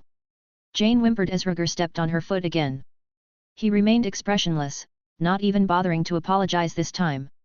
Don't rush, dance with your heart, Jane said, forcing a smile despite the discomfort. Rhaegar's movements were stiff. One hand held Jane's waist while the other awkwardly guided her back. His steps were disorganized, lacking the agility he displayed in battle. His forehead was deeply furrowed, almost forming a permanent crease. All he wanted was for the music to stop so he could return to his unfinished plate of red grapes. Rhaegar. Rhaenyra's cool voice cut through the air. Rhaegar and Jane turned to her at the same time. Jane, perhaps you should find another partner, Rhaenyra said, stepping between them and pulling Rhaegar behind her, her gaze fixed on Jane. Meeting her gaze, Jane felt the hostility and took a step back. Rhaenyra placed Rhaegar's hands on her waist and said with a forced smile, if you want to learn to dance, I'll teach you. Forget it, Rhaegar muttered, recognizing her anger and not wanting to provoke her further. Stepping on two ladies in one evening was bad enough. After a moment's hesitation, Jane also suggested, Rhaenyra, why don't we get some rest? Shut up! Rhaenyra snapped. She grabbed a waiter's tray, pointed to a glass of red wine, and threatened, "If you say another word, I'll spill that wine on your white dress." Jane, startled, covered her mouth and backed away. At that moment, Rhaenyra resembled a fierce lioness protecting her cub, radiating an intimidating aura. Jane wisely decided to leave the dance floor. Rhaenyra turned her attention to Rhaegar and scolded him, "Useless." Rhaegar looked innocent, not daring to speak back. Despite his bravery on the battlefield, he feared Rhaenyra in this mood. Rhaenyra wrapped her arms around his waist, forcing him to hold her as well. "Dance," she ordered, "if you step on me, I'll cut off your toes." Okay, just calm down," Rhaegar whispered, trying to calm her down. He moved carefully, trying his best to follow her lead. As Jane walked out of the dancing crowd, her heart pounded with a mix of nervousness and excitement. For a moment, she felt intimidated by Rhaenyra, realizing that her actions were akin to a thief caught in the act. Taking a deep breath to steady herself, Jane smoothed her thoughts and looked towards the king on his throne. With no progress made with Rhaegar, she decided to start with a more pragmatic approach. "Your Grace, may I request to join the small council to aid in governance?" she asked, approaching Viserys with an air of elegance. She had subtly broached the topic of a potential marriage to Rhaegar, as Alicent had suggested. Though neither party had explicitly committed to it, the implicit exchange of meanings left the possibility open. Even if it didn't work out, no harm would come to either side. Viserys, watching his eldest son dance awkwardly, smiled brightly. "No problem. You can learn a lot at the small council meetings," he agreed, allowing Jane to stay in King's Landing. This was a small step towards the potential marriage, depending on Rhaegar's feelings for Jane. Unlike Rhaenyra, Rhaegar didn't need a powerful background to marry. Viserys wanted to respect his son's personal wishes. Jane took a seat, her eyes landing on Alicent beside Viserys. Rhaenyra's initial indifference to her dancing with Rhaegar had changed, suggesting someone's influence was behind it. Alicent leaned close to her husband. "Viserys, the children are grown. They should be prepared for marriage." Viserys looked pensive. "I promised Rhaenyra she could choose her own marriage." "You know I'm talking about Rhaegar and Aegon," Alicent insisted. "Both boys are of age. It's time to find good matches. I recall your uncle's family has a daughter with plans to marry into the royal family." Viserys assumed Alicent had family interests at heart. "No, there are many girls in Westeros waiting to marry, not just from my family," Alicent said, leaning closer. "How about Aegon marrying Jane?" Viserys froze in shock, then burst into laughter. "Ha ha ha, you're such a joker, Alicent." He glanced at the demure Jane, then at Aegon, who was sipping mulled wine in a corner. The idea of marrying the Warden of the East to his second son was ridiculous, even more so than naming Rhaenyra as his heir. Alicent's face darkened at her husband's mockery. "What about Rhaegar's marriage to Jane?" she pressed. "Is the joke over?" Viserys dodged the question, glancing at Jane. Sensing the tension, Jane stood abruptly. "Since I cannot drink, I will take my leave." "Take care, Lady Jane," Viserys replied politely. Jane smiled as she watched Rhaegar leave the dance floor and the banquet hall. She hadn't heard Alicent's last words, but according to their agreement, Alicent was supposed to help with the proposal. She should have avoided such a scene. The dance ended, and Rhaegar returned to his seat, finally able to catch his breath. He silently vowed never to be coaxed into dancing again, especially with the lingering threat of Rhaenyra chopping off his toes. As if sensing his thoughts, Rhaenyra glanced at him with a scowl. I'm tired. I'll go back to rest now," Rhaegar said, unable to bear her look any longer as he stood up reluctantly. He still had to deal with the peace envoy from Dorne and needed to gather his strength. "Get some rest," Rhaenyra reminded him gently, watching his retreating figure disappear around the corner. The dimly lit hallway was faintly illuminated by the oil lamps mounted on the walls. Rhaegar walked slowly, reflecting on the events of the banquet and arriving at a conclusion. Jane had come for him. "Rhaegar," a voice called from behind him. Jane stood in front of a door, looking at him with a mixture of anguish and hope.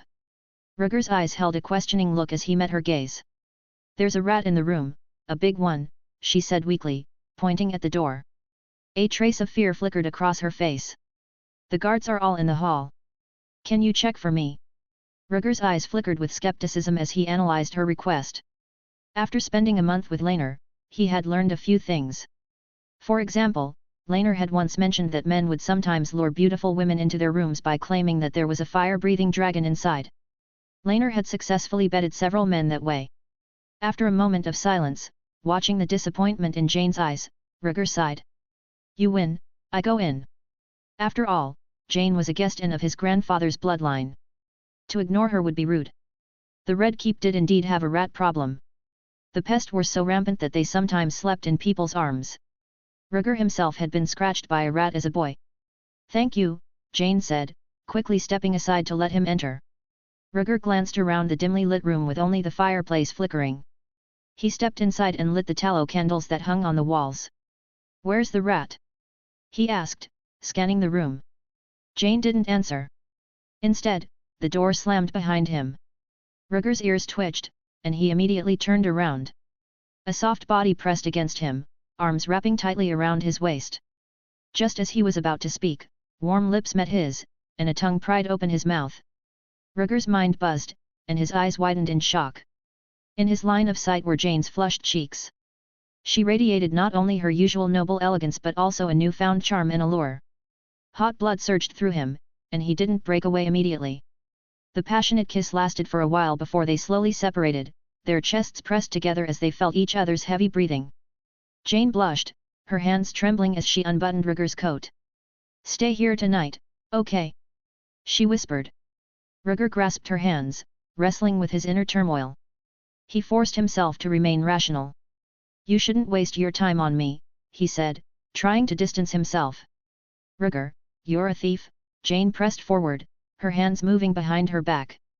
You saved me, and you stole my heart. As she spoke, her white dress slipped, catching at her waist, revealing her snowy peaks. The sight made Rhaegar's breath hitch, desire igniting in his eyes. It was blindingly white, rich, and generous. Jane wrapped her arms around his neck and whispered passionately, Rhaegar, stay tonight. The veil and I are yours. Relying on the hesitant king and the scheming Alicent had been a mistake. After seeing Rhaenyra's reaction, Jane decided to take matters into her own hands. She abandoned subtlety and struck first. Rhaegar stared into Jane's eyes, seeing his reflection in her pupils. He admitted to himself that he was shamefully tempted. The offer of beauty and power was irresistible to many. Jane's eyes held more desire than his. She was 3 years older than Rhaenyra and 11 years older than Rhaegar. In the past, she hadn't secured her position as lady and had avoided speaking of marriage. Jessamine could soothe her lonely soul but not her body. She had been waiting for a suitable husband. When Rhaegar was 6 years old, she saw the boy at an exchange meeting. Time passed, and Rhaegar grew up. She wanted him as her husband. Seeing Rhaegar's silence, Jane stood on tiptoe, her red lips slightly parted, slowly moving closer. No. At the critical moment, Rhaegar suddenly awoke. He pushed Jane away, leaving her shocked. Rhaegar quickly took off his coat and draped it over her. Thank you for your kindness, but I must remain true to myself. With that, he swiftly pushed the door open and left. The door slammed shut behind him. In the hallway, Rhaegar turned and bumped into a soft body. Chapter 202, Heavy Rain and Dreams. Ya! A familiar whimper reached his ears. Rhaegar instinctively scooped her up in his arms. Lowering his head, he saw Rhaenyra's face, wide-eyed and panicked. Rhaegar breathed heavily. What are you doing here? That's Jane's room, she said, pointing to the door behind him. After her earlier outburst, Rhaenyra regretted her harsh words and wanted to make amends. She had seen Jane and Rhaegar enter the room together and followed them. Hearing her question, Rhaegar grinned. Yes, Jane's room. And yet, here I am. You. SHH. Look at all the stupid things I've done for you, Rhaegar interrupted, holding her close to the door. Through the wooden door, they could hear faint, suppressed sobbing. Before Rhaenyra could react, Rhaegar swept her into a princess carry and said seriously, You have to make it up to me. He quickly walked down the corridor, leaving Rhaenyra dumbfounded, clutching his sleeve. Late at night, the Red Keep was brightly lit despite the chill wind and pouring rain. Stories unfolded in the downpour. In the early morning, Rhaegar sat on the balcony and gazed through the rain-dampened window at the rainy curtains of King's Landing. Rumbling. Thunder echoed, and lightning instantly illuminated the dark, rainy night. Hoo! Rhaegar blew gently on his hot tea and took a deep sip. The thunder outside sent a shiver down his spine. On the nearby bed, a figure lay under a thin blanket. The person slept soundly, silver hair covering her cheeks, a small arm resting under her head. Rhaegar gazed out the window, lost in thought. There was a significant change in Rhaegar from just 3 hours ago. Though his appearance remained the same, he now exuded a different aura, more restrained, tolerant, and calm. He had followed his heart, refused Jane's invitation, and stayed true to his principles. Putting down his cup, Rhaegar moved to the bed. He gently lay down beside the sleeping figure, brushing aside the hair covering her cheeks. Rhaenyra's cheeks were flushed, her eyelashes moist, her breathing steady. Rhaegar sat on the edge of the bed, taking in the delicate scent of fresh incense and tea. The night had been quiet, and his mind was at peace. Before the age of 3, he slept all day long while Rhaenyra sang him lullabies. After turning 3, he was often alone, hoping for Rhaenyra's visits when she was in trouble. Rhaegar's heart softened, and he whispered, "You're so irresistible, I don't want to part with you for a moment." "Don't be greedy, Rhaegar." Rhaenyra seemed to hear him in her sleep, murmuring softly as she shifted positions. Rhaegar smiled, watching her sleeping face. His dragons may be greedy, but he was not. Dun dun dun dun. Suddenly, there was a sharp knock on the door. Rhaegar sat up quickly, reaching out to cover Rhaenyra's ears. Her eyelids fluttered, and she awoke, her voice hoarse. "Rhaegar, is someone knocking?" "I know, you don't have to get up." Rhaegar pressed her shoulder gently and pulled the covers back over her. As he walked to the door, he heard Helena's terrified cries. "Brother, open the door!" "Helena!" Rhaegar froze at the sound, glancing down to check his attire. It was fine, he was wearing pajamas. Opening the door, he saw Helena, her face pale and eyes wide with fear. Crunch! The door opened a palm's width before Rhaegar could ask Helena why she was crying. She squeezed through the crack like a loach and hurried into the room. "Brother, it's thundering outside and Diana is in the banquet hall." Without waiting for Rhaegar to answer, Helena hugged him tightly, her words tumbling out between sobs. Rhaegar quickly pieced the story together. Diana, Helena's maid, had been summoned by Alicent to assist in the banquet hall. With both Alicent and Diana unavailable, and Helena terrified of thunder, she had run to him for comfort. Rhaegar sighed and gently rubbed her head. "Don't be afraid, you'll be a dragon rider in the future." "How can you be afraid of thunder?" Helena had often run to his room during thunderstorms before. She was genuinely scared. Rhaenyra, hearing the commotion, tried to sit up but felt weak. Frowning, she clutched the covers around her. "Rhaegar, I'm not feeling well." She wasn't just uncomfortable, she felt surprisingly embarrassed by Helena's untimely arrival. She was tired and needed rest. "Ahem, I'll take Helena back," Rhaegar said, understanding her meaning. Rhaenyra needed to rest without any disturbances. "I don't want to go. Mommy won't mind me tonight," Helena said, her voice choking with tears. "Brother, I want to sleep with you. I'll take you to Emond and Doran. They can keep you company," Rhaegar suggested, not wanting Rhaenyra to be embarrassed. Helena let Rhaegar pick her up, biting her pink lips and looking at him pitifully. She was genuinely afraid of the thunder and hoped her brother would take her in. "Don't look at me like that. You're a big girl now, you can't sleep with me," Rhaegar explained softly. They used to sleep together when they were little, but things had changed. He suspected Alicent didn't want Helena getting too close to him. Helena curled up in his arms, her face buried in his chest. "But my sister is older than me, and she didn't leave." "That's different." "Rhaegar, let her stay." Rhaenyra's voice cut off his defense. Rhaegar looked back in surprise, wondering why she had changed her mind. Rhaenyra, now wearing a nightgown, leaned back on the bed and beckoned. "Alicent's too busy to take care of her. Let her stay for the night." She couldn't bear to see Helena's sad face and didn't want her saying anything childish outside. Rhaegar shrugged. "You're in charge tonight." He carried Helena to the bed and gently set her down. Helena rolled into Rhaenyra's arms, gratefully saying, "Thank you, sister." Helena recognized who had more influence and tried to curry favor. Rhaenyra's eyes were playful as she cupped Helena's cheeks, kneading them gently. Helena's cheeks turned red, and she stammered, not daring to protest. "All right, don't bully her," Rhaegar intervened, helping Helena escape Rhaenyra's playful grip. "Humph, I'll sleep with her in my arms." "You can sleep on the floor," Rhaenyra said, her eyes full of warning. Rhaegar smiled helplessly and fetched 2 new quilts, one for the sisters on the bed and one for himself on the floor. King's Landing, being a coastal city, always had a damp climate. Helena's eyes were heavy with exhaustion. Lying in Rhaenyra's embrace, she quickly fell into a deep, peaceful sleep, clutching her sister like a soft, comforting bear.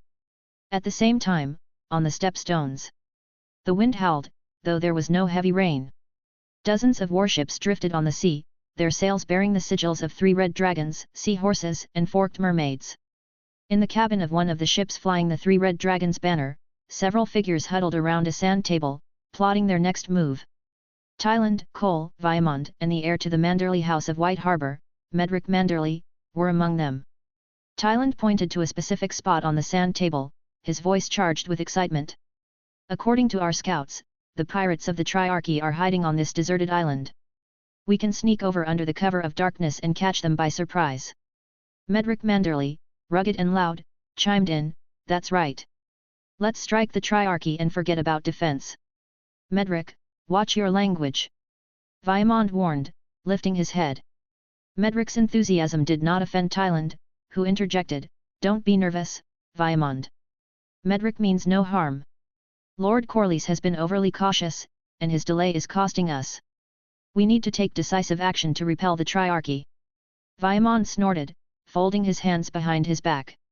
Though he respected his brother Corlys, his presence on this ship indicated his disagreement with the Sea Snake's strategy.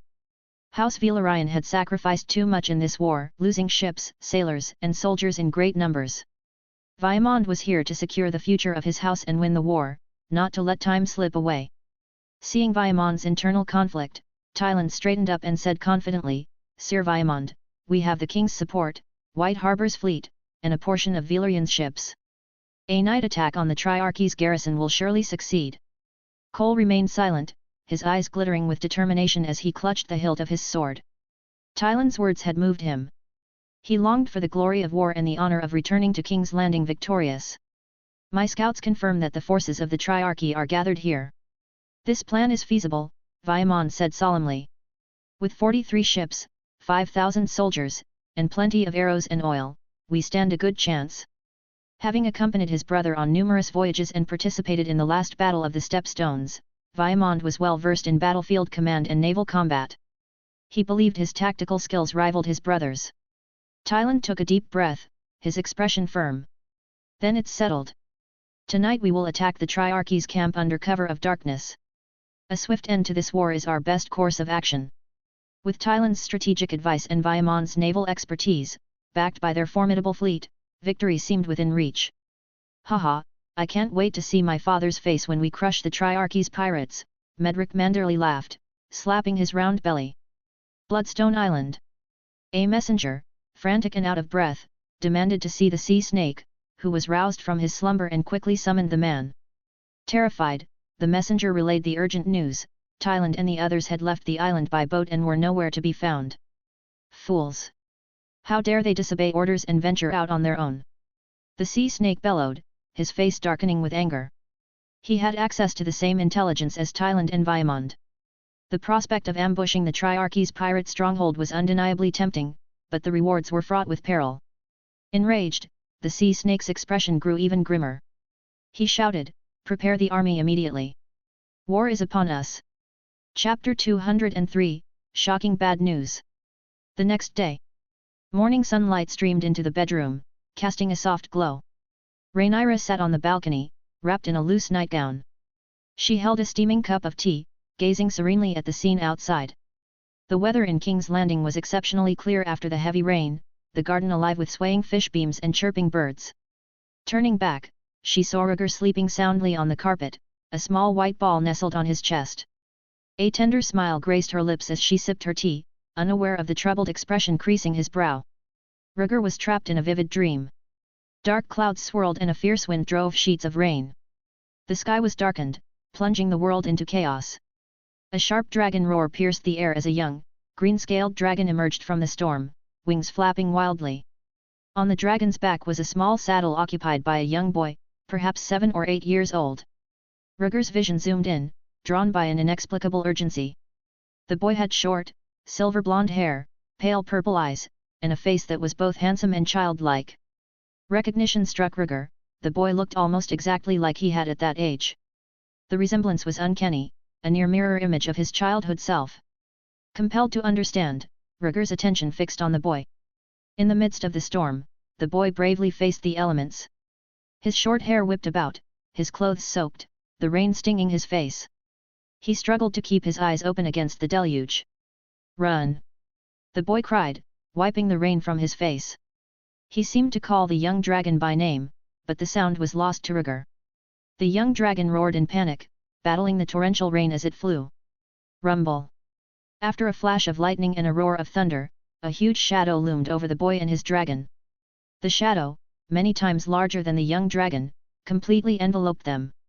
The boy noticed the huge shadow above them, and his face turned pale with fear. He urged the young dragon to fly faster. Suddenly, a jagged reef appeared ahead. The boy skillfully steered the dragon into the reef, avoiding the giant pursuer. Moments later, the young dragon emerged from the reef. The sky cleared, the wind and rain stopped, and thin clouds drifted by. The young dragon soared above the clouds, having finally lost his pursuer. The boy sighed with relief, a triumphant smile spreading across his face. But then... roar! A deafening dragon roar echoed as a colossal green dragon burst from beneath the clouds. It grabbed the young dragon's neck in its jaws and crushed it with a sickening crunch. The young dragon uttered one last agonized scream before his headless body plummeted through the clouds and into the sea. The boy, chained to the dragon, fell beside it. No! Rhaegar's heart pounded as he cried out, his voice breaking the dream's fragile hold. The dreamscape began to collapse. Rhaegar tried desperately to hold onto it, but it slipped away. As the dream vision faded, he caught a last glimpse of the green dragon. Its body was massive and powerful, its scales thick and impenetrable. On its back sat a silver-haired man, his face obscured, but his wild laughter echoing in Rhaegar's ears. Then the dream shattered. Rhaegar jerked awake, his eyes snapping open. "Rhaegar, you're awake!" Rhaenyra's voice reached him instantly. "Rhaenyra!" Rhaegar turned to face her, a hint of panic in his eyes. He vividly remembered the dream, the boy who looked so much like him meeting a tragic end. "Shh! She's still sleeping, don't wake her," Rhaenyra whispered, pointing to his chest. Rhaegar looked down. Helena was curled up on his chest, sound asleep. "I had a nightmare again," Rhaegar murmured, carefully sitting up while holding Helena. Helena stirred slightly, her face flushed and her lips moving in a sleepy murmur. Rhaenyra knelt beside him, concern in her eyes. "What dream did you have? You're drenched in sweat." "Yes." Rhaegar began, but hesitated. He looked at Rhaenyra, her eyes warm and attentive as she gently wiped away his sweat. "Nothing, just a nightmare, something like Maegor's kinslaying," Rhaegar said vaguely, holding Helena close as he slowly got to his feet. He didn't want to share the gruesome details of his dream. "Never mind, you can tell me when you're ready," Rhaenyra said softly, not pushing him any further. Rhaegar often had nightmares, many of which he kept to himself. He smiled apologetically, his heart still pounding. He laid Helena gently on the bed and covered her with a blanket. "Let's get going. We have to meet the Dornish envoy today," Rhaenyra reminded him, opening the wardrobe and pulling out one of Rhaegar's usual outfits. Rhaegar hugged her from behind. "Aren't you coming with me?" "Where?" Rhaenyra gave him an annoyed look, holding up the red strapless dress she had hastily discarded the night before. Rhaegar grinned sheepishly, feeling a mixture of embarrassment and amusement. The sun was just rising.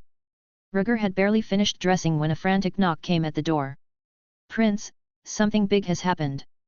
Eric's urgent voice called out, "The ravens have brought dire news, the Stepstones Islands have fallen." "What?" Rhaegar exclaimed in shock, throwing open the door. Eric stood there, his expression grave. "The Stepstones Islands are in chaos. Lord Corlys is seriously injured. The king has summoned you to an emergency council meeting. Hurry!" Rhaegar shouted, clenching his fists as he rushed out the door. His mind raced with questions. How could this have happened? Was the sea snake losing his mind? He had only been away for a day and a night, and already everything had gone wrong. Rhaegar sprinted to the council chamber. Eric opened the door for him, and Rhaegar stepped inside. The room was full of people: King Viserys, Lionel Strong, Otto Hightower, and several other lords. Seated among them was Rhaenyra. Though she had changed into a simple dress and her long chestnut hair was tied up in a braid, her eyes were red and swollen from crying. Rhaegar ignored the scene and asked urgently, "Lords, what exactly has happened?" The Battle of the Stepstones had been ongoing for a long time and had stabilized for a month. How could it have suddenly turned into a disaster? "Rhaegar, sit down first. We are still discussing the situation," Viserys said gravely, gripping a cup tightly. Rhaegar scanned the room, took his seat, and placed the stone marker from the tray in front of him. Jane, seated next to him, gave him a small, reassuring smile. Lionel Strong stood first, holding a letter. Last night, Lord Tyland Lannister, in conjunction with Vaemond Velaryon, Medric Manderly and Sir Criston Cole, conspired to raid the Triarchy pirate stronghold. It was an ambush. The Triarchy pirates had set a trap for them. Lord Corlys tried to stop them but ultimately had to lead his troops in support. Lionel's face grew grim as he continued, "Our warships lost more than half their number, and 7,000 soldiers were killed. Medric Manderly died, and Corlys Velaryon was gravely injured and is now unconscious. To make matters worse, Bloodstone Island's defences collapsed, allowing the Triarchy pirates to plunder it. The remaining forces have retreated to Grey Gallows and are trying to hold the line." The chamber fell silent. The loss of ships and soldiers was devastating, but the potential death of Sea Snake, the Navy's commander, left the forces leaderless. Viserys slammed his fist on the table, shouting angrily, "Where are the dragons?" There were supposed to be 2 dragons at the Stepstones. "Your Grace, please remain calm," Lionel urged. According to the reports, the night was too dark, and the Triarchy pirates had prepared a large number of scorpion crossbows. Princess Rhaenys and her son, Sir Rhaenyra, were heavily constrained, making it difficult for the dragons to be effective. From the letter, it was clear that if not for the dragons destroying more than a dozen pirate ships and breaking the encirclement, Tyland and the Sea Snake might have been killed. Foolishness! Sheer idiocy! Viserys roared. Tyland dared to mobilize the army without authorization. This is a capital offense against military rules. To mobilize the army without orders was tantamount to rebellion. What infuriated Viserys even more was that Vaemond and the others had recklessly followed Tyland's lead. Grand Maester Melos spoke slowly, "Your Grace, the situation at the Stepstones is critical. We must devise a strategy to deal with it." "I know that." Viserys snapped, his voice echoing in the hall. He turned to Lionel, "Dismiss Tyland from his post as Master of Ships and summon him back to King's Landing for judgment." Viserys seethed with anger at the Lannisters' incompetence. He had hoped Tyland would prove wiser than his arrogant brother, but he had nearly brought the kingdom to ruin. "Father, please calm yourself," Rhaegar interjected, rubbing his face in frustration. "Lord Lionel, how many troops do we have left?" The damage was done, and they couldn't change the past. They needed to address the crisis at hand before seeking retribution. Lionel answered, "According to the reports, only remnants of the fleets from the Crownlands, House Velaryon and House Manderly of White Harbour remain. The fleets from Old Town, Arbor Island and Gulltown retain some strength, with a combined total of 50 ships and 3,800 soldiers." Rhaegar pressed further, "How are our supplies?" Lionel sighed heavily, "There is little left after the Triarchy pirates' plunder. The pirates had stripped the lands bare, leaving nothing but devastation in their wake." Rhaegar closed his eyes, his mind racing. They faced a dire situation, limited troops, dwindling supplies and the ever-present threat of the Triarchy. After a few moments, he opened his eyes and addressed the council, "Lords, we must redeploy our remaining forces and transport supplies to the Stepstones. We cannot afford to lose this war." Turning to Lionel, he asked, "How many more soldiers can we muster from the Crownlands and the Riverlands?" Those regions were closest to King's Landing, and reinforcements and supplies could be transported quickly. Chapter 204, Making Things Happen. After analyzing the situation, Rhaegar proposed a strategic adjustment. He immediately sent ravens to redeploy troops from the Crownlands and the Riverlands. The remaining ships in King's Landing were loaded with supplies and sent to Driftmark for transport to the Stepstones. "We'll need to transport some supplies immediately," Rhaegar mused. "I'll assign 800 dragon keepers from the Dragon Pit to escort them. From King's Landing to Driftmark and then to the Stepstones, the journey would take at least 3 days. Factoring in the time for loading supplies and deploying soldiers, it would stretch even longer. The troops on the Stepstones couldn't afford to wait, they needed immediate support. Prince, the Triarchy pirates have taken over Bloodstone Island and may intercept our transport ships in the narrow sea," Lionel pointed out. Rhaegar remained calm. It's all right. I'll ride the dragon and escort the supplies myself. With malaise and sea smoke still guarding Grey Gallows, he didn't need to rush there immediately. Ensuring the safe transport of supplies was crucial. If the supply line was cut, the battle for the Stepstones would be lost. The tension in the hall eased as the plan took shape. Viserys' face lightened, and he waved his hand. Lionel, do as Rhaegar says. The king had been in a state of panic, consumed with anger towards Tyland and the others. Rhaegar's organized plan was exactly what he needed. Yes, Your Grace, Lionel said, and hurried out of the hall. Grand Maester Melos also stood and left to release the ravens and deliver the messages. Seeing them go, Rhaegar added, Father, this battle is significant. I suggest sending Aegon with his dragon to Grey Gallows to bolster our defences. Another dragon would greatly strengthen their position. At this critical moment, he couldn't worry about family affections, Aegon had to act. Viserys agreed, very well, I will inform him immediately. Aegon had been drinking heavily the previous night and was likely still hungover, but there was no time to waste. Having said all that needed to be said, Rhaegar offered his resignation. Father, I will go and gather the dragon keepers. Go ahead. Lord Lyman will prepare the supplies and cargo ships, Viserys replied. Rhaegar rose quickly, his impatience evident. Jane, who had been quietly observing, also got up. Farewell, she said, following Rhaegar out. Rhaegar descended the stairs and left the Red Keep, his mind racing with worry. The near-total destruction of the royal fleet was a significant blow, and he worried about the fate of the second sons he had recently supported, all of whom were elite knights. He hurried to the dragon pit and found Maynard, instructing him to gather the dragon keepers. The standard force consisted of 1,000 men, but Rhaegar also assembled 200 additional free folk from Crack Claw Point, totaling 1,200. He assigned 800 of these guards for the mission, leaving 400 to protect the dragon pit. As Rhaegar addressed the guards, Jane entered the dragon pit, escorted by Vale Knights. Seeing her filled him with mixed emotions, especially guilt for rejecting her the previous night. Jane, with her noble status and outstanding beauty, had humbled herself for him.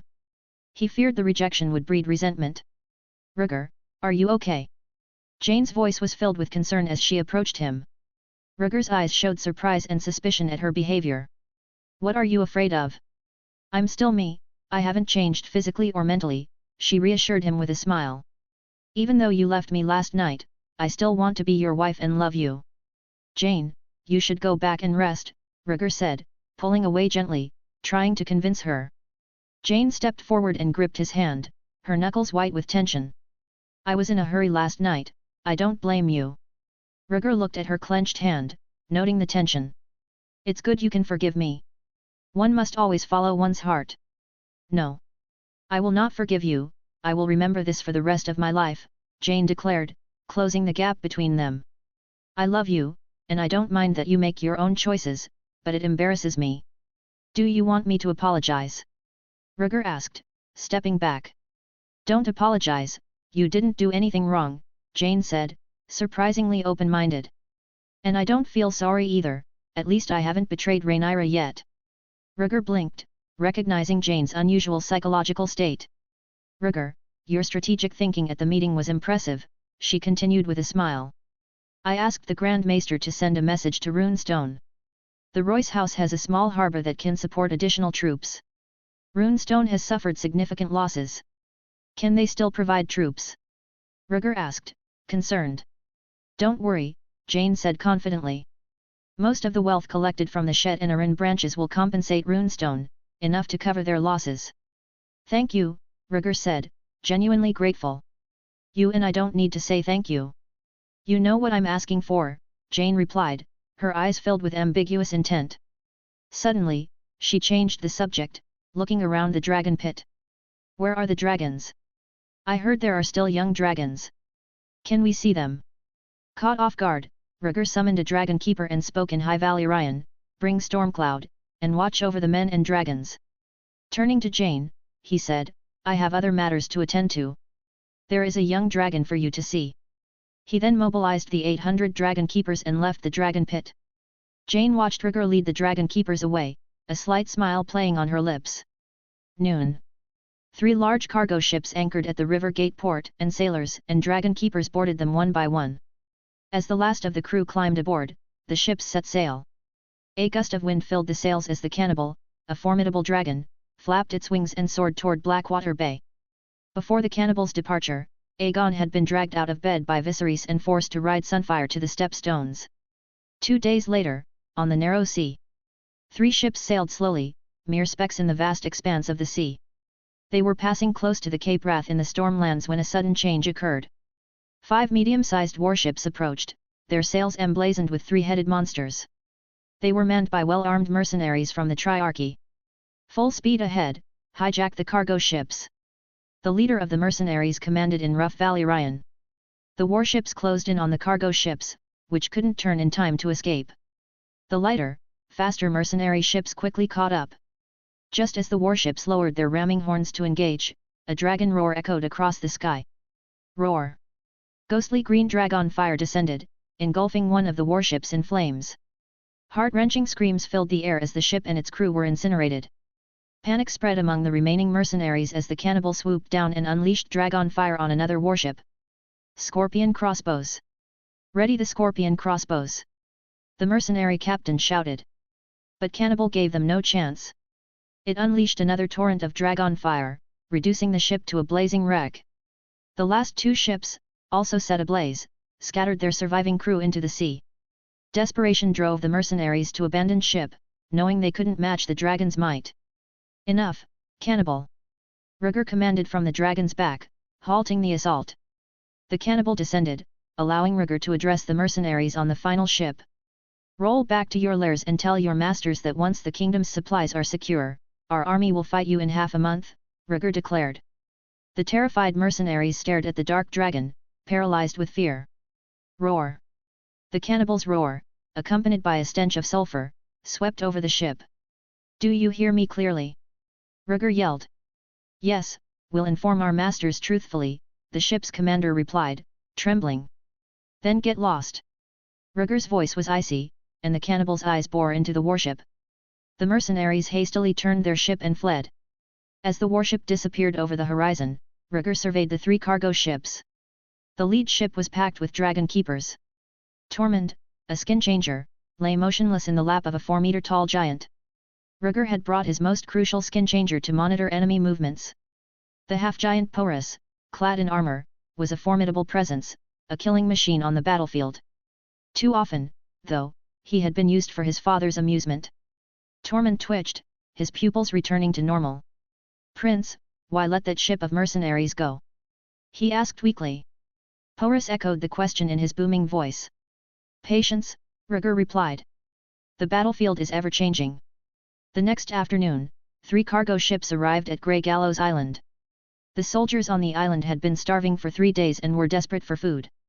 As soon as the freighters docked, supplies were unloaded, and fires were quickly lit to cook. Cannibal landed on the island, and Rhaegar dismounted from the dragon's back. A crowd immediately gathered around him. Rhaegar, when will the kingdom's support arrive?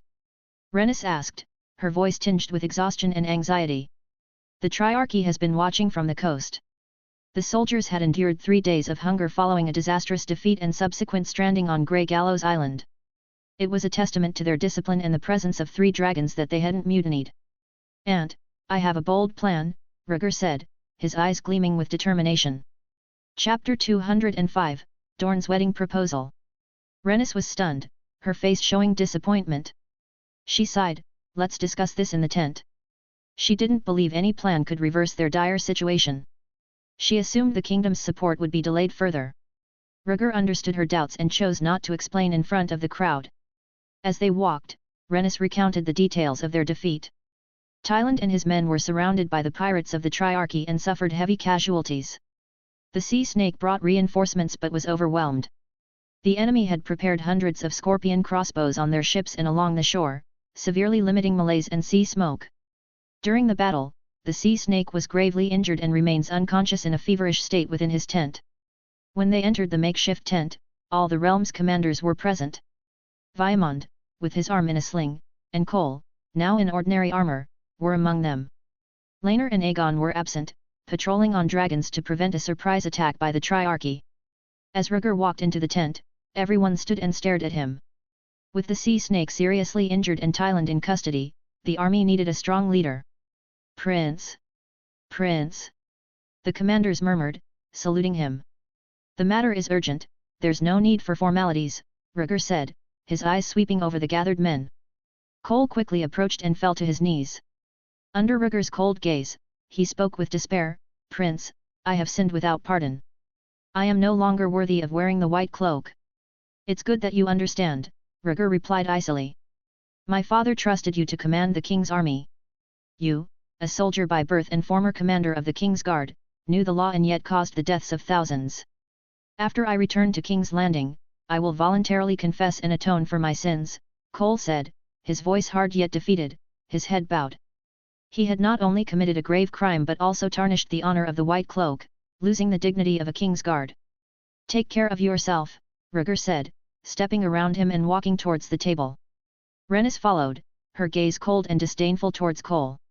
A king's guard who couldn't keep his oath was unworthy of his silver armor and white robes. Rhaegar approached the table and stood as he began to speak. Lords, we are at a disadvantage in this battle for the Stepstones Islands. We must regain our strength. A solemn middle-aged man with a breastplate emblazoned with a deep purple grape on a blue background spoke up. What do you have in mind, Prince? This was Spike Redwine of House Redwine of the Arbor. Rhaegar valued his input and said, given the current situation, I have formulated a plan that I will lay out with full authority. What is it? Spike Redwine asked suspiciously. Now is not the time to reveal all the details, Rhaegar explained. The feasibility of the plan requires going with the flow and being patient. So what do we do in the meantime? We can't just wait, Spike pressed, frowning sternly. The Redwine House commanded one of the strongest fleets in the bay. In Westeros, only the Valyrian and Celtigar fleets were stronger. Rhaegar pondered for a moment before saying, I need a bait. Everyone in the room exchanged glances. Finally, Bartimos Celtigar spoke. Prince, what are the requirements for this bait? The Celtigar house had long been loyal to House Targaryen, second only to House Valyrian. At the beginning of the war for the Stepstones, Bartimos had led his troops to aid the cause. Rhaegar replied, since it is a bait, it must be prepared to die at any time. Bartimos was stunned. The war had already inflicted heavy casualties on all the families. Acting as bait meant risking complete loss of the fleet. Kneeling on the ground, Cole suddenly raised his head and shouted, I'll go. I'll be the bait. Rhaegar turned to look at him silently. Let me go, Prince, Cole said, trembling with excitement. I don't want to be hanged or sent to the wall. Please, let me atone for my sins and perform my last duty for the kingdom by dying on the battlefield. Cole still held hopes for the glory of the King's Guard. He didn't want to die in disgrace but preferred a knight's death. Rhaegar looked at him, his mind racing. Bartimos leaned forward and whispered to Rhaegar, Prince, why not give Sir Criston a chance?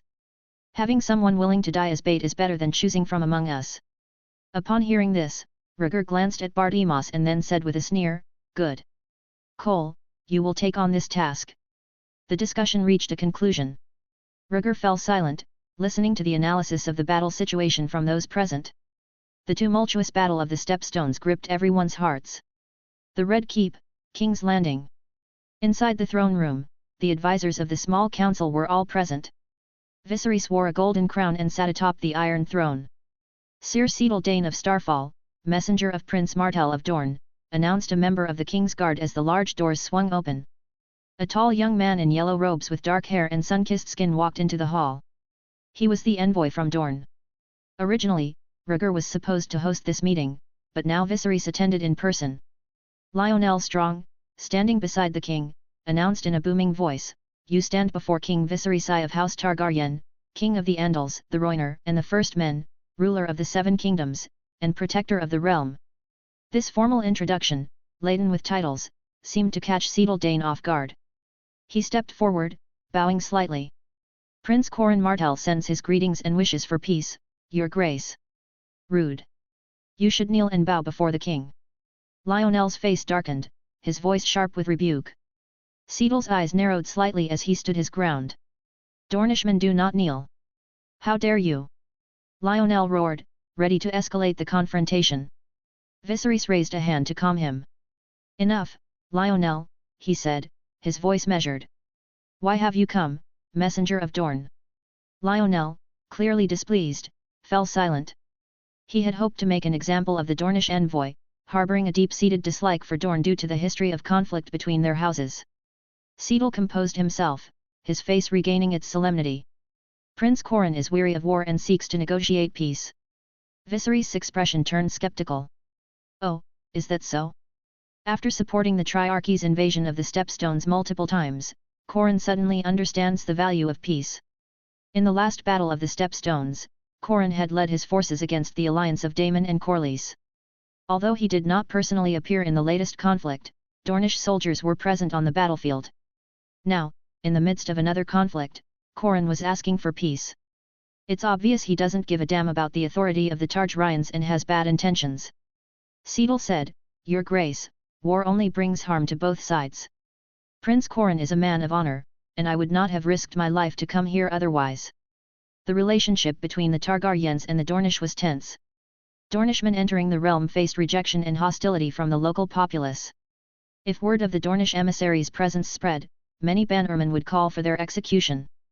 Viserys asked, "The Iron Throne has always sought peace. Has Corran decided to withdraw his troops?" "Yes, Prince Corran has decided to do just that," Cedal confirmed. "However, to ensure lasting peace between our realms, the prince has a request." "Peace offered by Dorne? What right do you have to ask something from the Iron Throne?"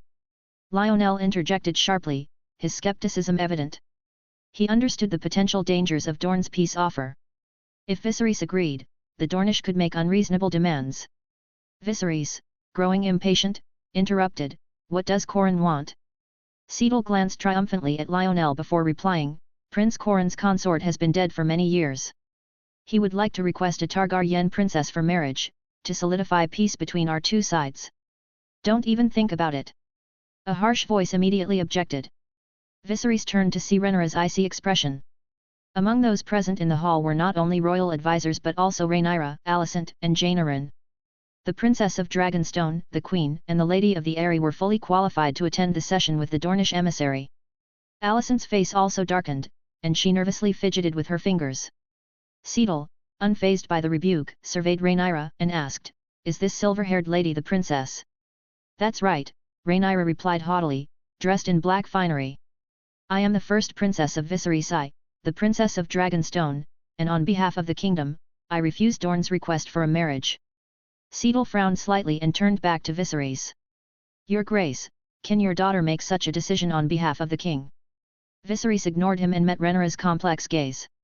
He had promised Rhaenyra he would not interfere with her marriage. After a moment of hesitation, Viserys said, "She is my daughter, and I respect her decision. She will not enter into any union." Viserys was determined not to marry Rhaenyra. He remembered his promise to her and was aware of his eldest son's feelings. If Rhaenyra were married, Rhaegar's return to King's Landing could cause considerable unrest. Cedal, realizing the implications, asked cautiously, "Your Grace, if I remember correctly, you have two daughters." "Viserys." Alicent gasped, her agitation obvious. "The other daughter was hers, of course." "Calm yourself, Alicent," Viserys said, reassuring his wife with a gentle smile. Chapter 206, The Commanders Show Their Loyalty. Nightfall. The Red Keep, Queen's residence. Alicent sat at the round table, staring straight ahead. Across from her was Otto Hightower, the Master of Civil Affairs. Plates of untouched food lay before them. "Father, you have to help me," Alicent began, her voice laden with sorrow. "Prince Martell has asked for a princess in marriage, and I can't give Helena away." "Don't worry. Viserys hasn't agreed yet, the matter isn't settled," Otto replied calmly. "But you know he's weighing the pros and cons," Alicent fretted. "Viserys will surely send Helena to Dorne for the sake of peace. And what's wrong with that? Prince Corran is wealthy and powerful." "Helena won't be mistreated," Otto said, his gaze unwavering. Alicent, worried for her children, grew more agitated. "Father, Dorne is at odds with the kingdom. The people there are ruthless. I can't watch Helena thrown into such a dangerous situation." Though Aegon was her primary concern, Helena was her only daughter who resembled her, who grew up mentally ill and subjected to gossip. The thought of such a young girl being sent to Dorne by marriage was unthinkable. Otto frowned slightly, his tone bland. Calm down, Alicent. Don't let panic cloud your judgment. How can I be calm when my daughter's fate is in his hands? Alicent rose, her eyes reddening with emotion. 10 years ago, Viserys would have married Rhaenyra to Dorne. Do you think he cares about Helena? Otto was silent, knowing exactly what his daughter meant. There was a time when Rhaenyra's marriages were out of her hands. Before the First War for the Stepstones, Viserys had considered marrying Rhaenyra to Corran to keep the peace with Dorne. After a moment, Otto spoke, "You have more than one child. If Helena can bring peace to the kingdom, she might secure the support of the Martells for you." As a politician, Otto valued profit over affection. To him, trading a girl for the support of the Martells outweighed her personal value. "Father, do you realize what you're saying?" Alicent's face was stunned, her eyes full of disbelief. Otto sighed, "Alicent, you've always worried about your children's future. Helena marrying the Prince of Dorne makes her the Dornish heiress, maximizing the return to our family. No. Don't even think about it." Alicent raged, utterly disappointed in her indifferent father. "You said the same thing to me and sent me to Viserys' room. He doesn't love me. He only sees his late wife and her children. I'm just a tool for bearing children, an old mother running the Red Keep." Her eyes were red as she spoke. Her life had become unbearable. She didn't want her daughter to suffer the same fate, hated and disregarded. Otto watched his daughter calmly, letting her vent. After a while, Alicent, gasping for breath, said dazedly, "If you won't help me, I'll find another way." With that, she quickly left the room. Otto remained silent, lost in his thoughts. Alicent climbed the stairs to a secluded loft. Creak. The door to the attic opened, revealing the room inside. Larys Strong, smartly dressed, sat in one of the two solid wood chairs, scepter in hand. He looked at Alicent with a smile, clearly having waited for her for some time. Grey Gallows Island, central tent. Inside the tent, a group of high-ranking officials were engaged in a heated debate. "We should defend the island to the death and focus on preventing a sneak attack from the Triarchy." "Nonsense! How many men do we have? It's not enough to mount a proper defense. We should launch a night attack and take them by surprise." The two men arguing were Spike Redwine of the Arbor and Boros Baratheon of the Stormlands. Boros, who had been driven from his home and joined the army after his father, Lord Bormund, disowned him, had brought 2,000 soldiers and 10 ships, a significant reinforcement for the king's army. "Silence, my lords!" Robb Rivers, leader of the Second Sons, tried to intervene as the argument grew more heated. "Silence, my ass! I'm in the middle of an important discussion, you bastard!" Boros snapped, his temper flaring. Robb's face turned red and he fell silent, humiliated. Rhaegar, sitting at the head of the table, glared at Boros and tapped the table. "Lord Boros, be quiet for a moment." "Lord, we are discussing the war situation." "Not even the king can silence a battlefield commander," Boros replied scornfully. Bang! Rhaegar slammed the table down and stood up, shouting, "I said silence, Lord Boros." He glared at Boros with a fierce gaze, his body radiating a formidable presence. Years spent in the Cannibal's company had imbued him with an intimidating aura. Boros glared back, ready to retort, but Rhaegar's intense gaze silenced him. The knot in his throat moved as he swallowed hard, finally grunting in reluctant compliance. The others in the tent, who shared a general disdain for Boros, calmed down as well. They were relieved to see the prince put him in his place. Rhaenys spoke up to break the tension, frowning. "Rhaegar, what do you propose?" "Yes, when do your plans begin, Prince?" Bartimos Celtigar chimed in, shifting the focus back to strategy. Rhaegar withdrew his gaze and returned to the sand table. "My lords, it is time for the plan to begin." All eyes were on him, waiting for his explanation. Rhaegar continued, "In about 2 days, the Triarchy will definitely make a big move. Our first task is to reorganize our military equipment and wait patiently for material support." "Oh, who doesn't know that?" Boros sneered. Rhaegar glanced at him without paying much attention. "I sent Cole to the Broken Arm to attract Dornish troops." "Has he departed yet?" Robb responded quickly, "He left this evening." "Very well," Rhaegar said. Boros interjected, "Prince, you said Cole was the bait. Now that he's gone, what should we do?" "Get the army ready and stand by," Rhaegar said seriously. Boros laughed disdainfully. This is the same nonsense every day. If we want to defend Grey Gallows Island or launch a sneak attack on the Triarchy, what's the point of just reorganizing the army? Lord Boros, watch your words. You are in the presence of the heir to the kingdom. Robb was the first to stand up and rebuke him. Shut the fuck up, bastard. Boros, enraged, opened his mouth to curse. Robb wanted to argue, but Rhaegar held him down with one hand, stopping him. Prince. Robb hesitated. Rhaegar waved his hand and faced the thick-necked, red-faced Boros. The navy commander and the master of ships are both gone. Who is in charge on the island? Boros glared and replied coldly, in terms of status, naturally the prince is the highest authority. The most honorable person present was Princess Rhaenys, followed by Bartimos Celtigar, the Lord of Claw Isle. The rest, including Boros, were of second rank or knights. Hearing Boros' answer, Rhaegar let out an "oh" and tilted his head. Since I am the highest authority, I said to be ready at all times. Do you wish to disobey me? As he spoke, his hand moved to dragon claw hilt at his waist. Of course not. Boros started to argue, but Rhaenys cut him off. Shut up, Boros. Rhaenys warned, her eyes fierce. Remember your father's advice to choose your words carefully. Her mind was sharp and she caught Rhaegar's movement instantly. She knew Boros was being made an example of. Boros simmered with fury, a knot of unspoken words tightening his throat. Rhaegar, his gaze as cold as a serpent's, met Boros's defiance. Spit it out, then. Rhaegar's voice was a razor's edge, daring Boros to a challenge. Boros' anger turned to fear, his throat tightening as he realized Rhaegar's intention while holding the hilt of his sword. A cold sweat broke out and his defiance faded. He's going to kill me. Boros thought, swallowing hard. Suddenly, the tent flap lifted and Rhaenyra rushed in. Cousin, the Kingdom of the Three Daughters has sent additional troops to garrison Bloodstone Island. Rhaegar glanced at him, but remained focused. With Rhaenyra's intrusion, the tense atmosphere eased slightly. Rhaenys, quick-witted, kicked Boros in the leg socket. With a thud, Boros fell forward, kneeling before Rhaegar. Rhaegar looked down at him like a judge. Fear filled Boros's heart, and he gave up his pride. Trembling, he said, Prince, your words are the golden rule, and the Stormlands obey your commands.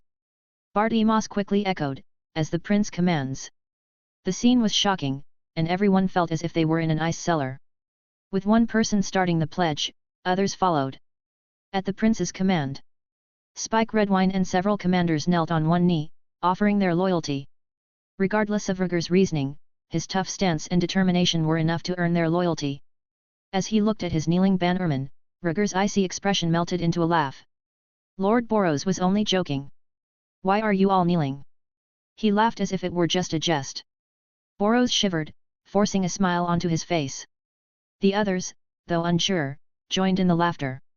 The tent echoed with loud, enthusiastic laughter. Ha ha ha. Chapter 207, The Dragon's Appearance. King's Landing, a chamber. Alicent, I can't help you with this request, Jane said, leaning back in her chair with a look of regret. Across from her, Alicent frowned in dissatisfaction. You said that in a man's world, we women must unite. Dorne's request for a marriage alliance is a matter for the king to decide. I cannot intervene, Jane replied, her tone firm but sympathetic. Viserys will marry Helena to Dorne, and I must act before he agrees, Alicent pleaded. I have only one daughter, and I cannot abandon her. Jane's demeanor remained unchanged. My influence lies in the Vale, not King's Landing. Here, I have no power. She understood the dangers of arranged marriages for women all too well, which is why she remained unmarried at 24. But when it came to the political maneuvering of the realm, the king had the final say, and she was powerless. Realizing Jane wouldn't help, Alicent's expression hardened. Jane, don't forget our agreement. I've been advocating for you to Viserys. Jane's face showed a flicker of irritation. I didn't see any results from your so-called advocacy. I approached Rhaegar myself, and I was rejected. I can't even imagine how he perceives me now. Viserys is considering your union just as he is Helena's, Alicent retorted, her tone turning cold and threatening. Jane, I am the queen. While I may struggle to make something happen, it's easy for me to ruin it. Jane's face darkened. Threats won't change the fact that I have no power here. The greatest humiliation of her life was being rejected by Rhaegar. But even before that, she was the Lady of the Eyrie. How could she give in to threats? Alicent stood up, looking down at Jane. Our partnership ends the moment I leave this room. Feel free, Jane replied, her red lips barely moving, her indifference clear. Alicent snorted and strode out. Just as she was about to close the door, Jane's voice stopped her. I can't help you, but think about who can influence the king's decisions and who you can turn to for help. No need to remind me, Alicent snapped, pushing the door shut and leaving. Once outside, Alicent regained her composure, adjusting her makeup as she walked towards Rhaenyra's quarters. She understood Jane's hint. Who in the entire kingdom could sway Viserys' decisions? There was only one answer, Rhaegar. And who could influence Rhaegar? Rhaenyra. Alicent had known her course of action even before she entered Jane's room. Larys Strong had provided her with the perfect plan. First, approach Jane for help. Regardless of the outcome, the attempt would underscore Helena's importance. Though she had threatened Jane, it was a necessary tactic to secure her warning. Now, it was time to find Rhaenyra and plead her case. With this in mind, Alicent approached Rhaenyra's door and knocked. Knock, knock, knock. Rhaenyra, I need to speak with you, Alicent called out, her voice filled with sadness, her expression transformed to one of desperation. Tyrosh, in a luxurious garden. A group of middle-aged men, each dressed in elaborate clothes and sporting different hair colors, gathered here. A dark-skinned, red-haired old man in a brocade robe sat in a pavilion, holding a young girl in his arms. Inside the pavilion, a group of unruly young men in leather armor sat on either side, each holding a beautiful woman in his arms. Opposite the brocade-robed old man stood a young man with silver-gold curls and blue eyes. The young man spoke, Archon Gragas, the battle for the Stepstones is going well, and the Triarchy is about to win. The brocade-robed Archon drooped his eyelids and smiled, that blonde-haired Lannister is truly a fool, just by spreading some half-truths and half-lies. He fell for it. That's right, that sea snake nearly died, and Westeros's army is likely in disarray, laughed a young merman with black curly hair and olive skin. The Triarchy, also known as the Kingdom of the Three Daughters, consists of the free trading city-states of Tyrosh, Myr, and Lys. The ruler of Tyrosh is called the Archon, which is the title of the old man in the brocade robe. The unruly youths are mercenaries, one of Tyrosh's specialties. Myr is governed by a council of magister, and one of the Myr youths present is a governor's representative. Lys has an elective political structure with a elected political official called the First Magister. The young man with silver-blonde curls who spoke first is Drazen Rhaegar, the younger brother of the First Magister of Lys, Lysandro Rhaegar. The Rhaegar family is one of the largest in Lys and operates the Rhaegar Bank, which rivals the Iron Bank of Bravos in wealth. Drazen Rhaegar said, the war for the Stepstones is not yet over. The Targaryen prince is still gathering supplies and troops, intending to retake the Bloodstone Isles. A brat new to the battlefield is not worth mentioning, except for his dragon. The brocade-robed Archon waved dismissively, showing great disdain for the so-called prince. If Daemon Targaryen had ridden Caraxes and led an army to battle the Stepstones, he would have been more cautious. But a young Targaryen who spent his days on Dragonstone, unable even to detect scouts in his garden? How dare he claim he will fight to the death in half a month's time? It's a joke. The young man from Myr took out a letter and reminded, My lords, we have a new message from the front. The army on Grey Gallows Island is short of supplies and urgently needs replenishment. What are the movements of the other side? The brocade-robed elder asked. The Myrish youth replied, the four dragons have been taking turns bombarding Bloodstone Island. Our people are hiding in caves and have suffered minimal damage. They're just relying on their dragons to show off. The brocade-robed old man grunted, clearly disgusted with the dragons. The young Myrish man continued, according to our intelligence, a large number of cargo ships will depart from Driftmark to Grey Gallows Island in 2 days. We can intercept them. The other side has dragons. They won't just stand by and watch us destroy the cargo ships, Drazen Rhaegar objected. Under normal circumstances, they wouldn't. But these are not normal times, the Myrish youth said confidently. Our scouts have reported that Grey Gallows Island has reorganized its army and is preparing to launch a counterattack against Bloodstone Island soon. We can attack from the east to draw the enemy's main force and use this time to destroy their supply lines, the brocade-robed old man agreed. It's feasible. If we cut off their supplies, the army on Grey Gallows Island will be unable to break through. When Bloodstone Island was recaptured, the mercenaries looted all the supplies. The remnants of Westeros's army now rely on supplies from the rear. By destroying these supply lines in advance, the enemy will starve without a decisive battle. We can also invade the Gullet and plunder Driftmark. It's a rich place, the Myrish youth suggested greedily. Drazen Rhaegar frowned. Lena Velaryon guards Driftmark. She controls the largest and oldest dragon, Rhaegar. What's to fear? If our armies come ashore to pillage, will the dragons destroy the whole island? The Myrish youth retorted proudly. Dragons are indeed powerful in battle, but they are not omnipotent.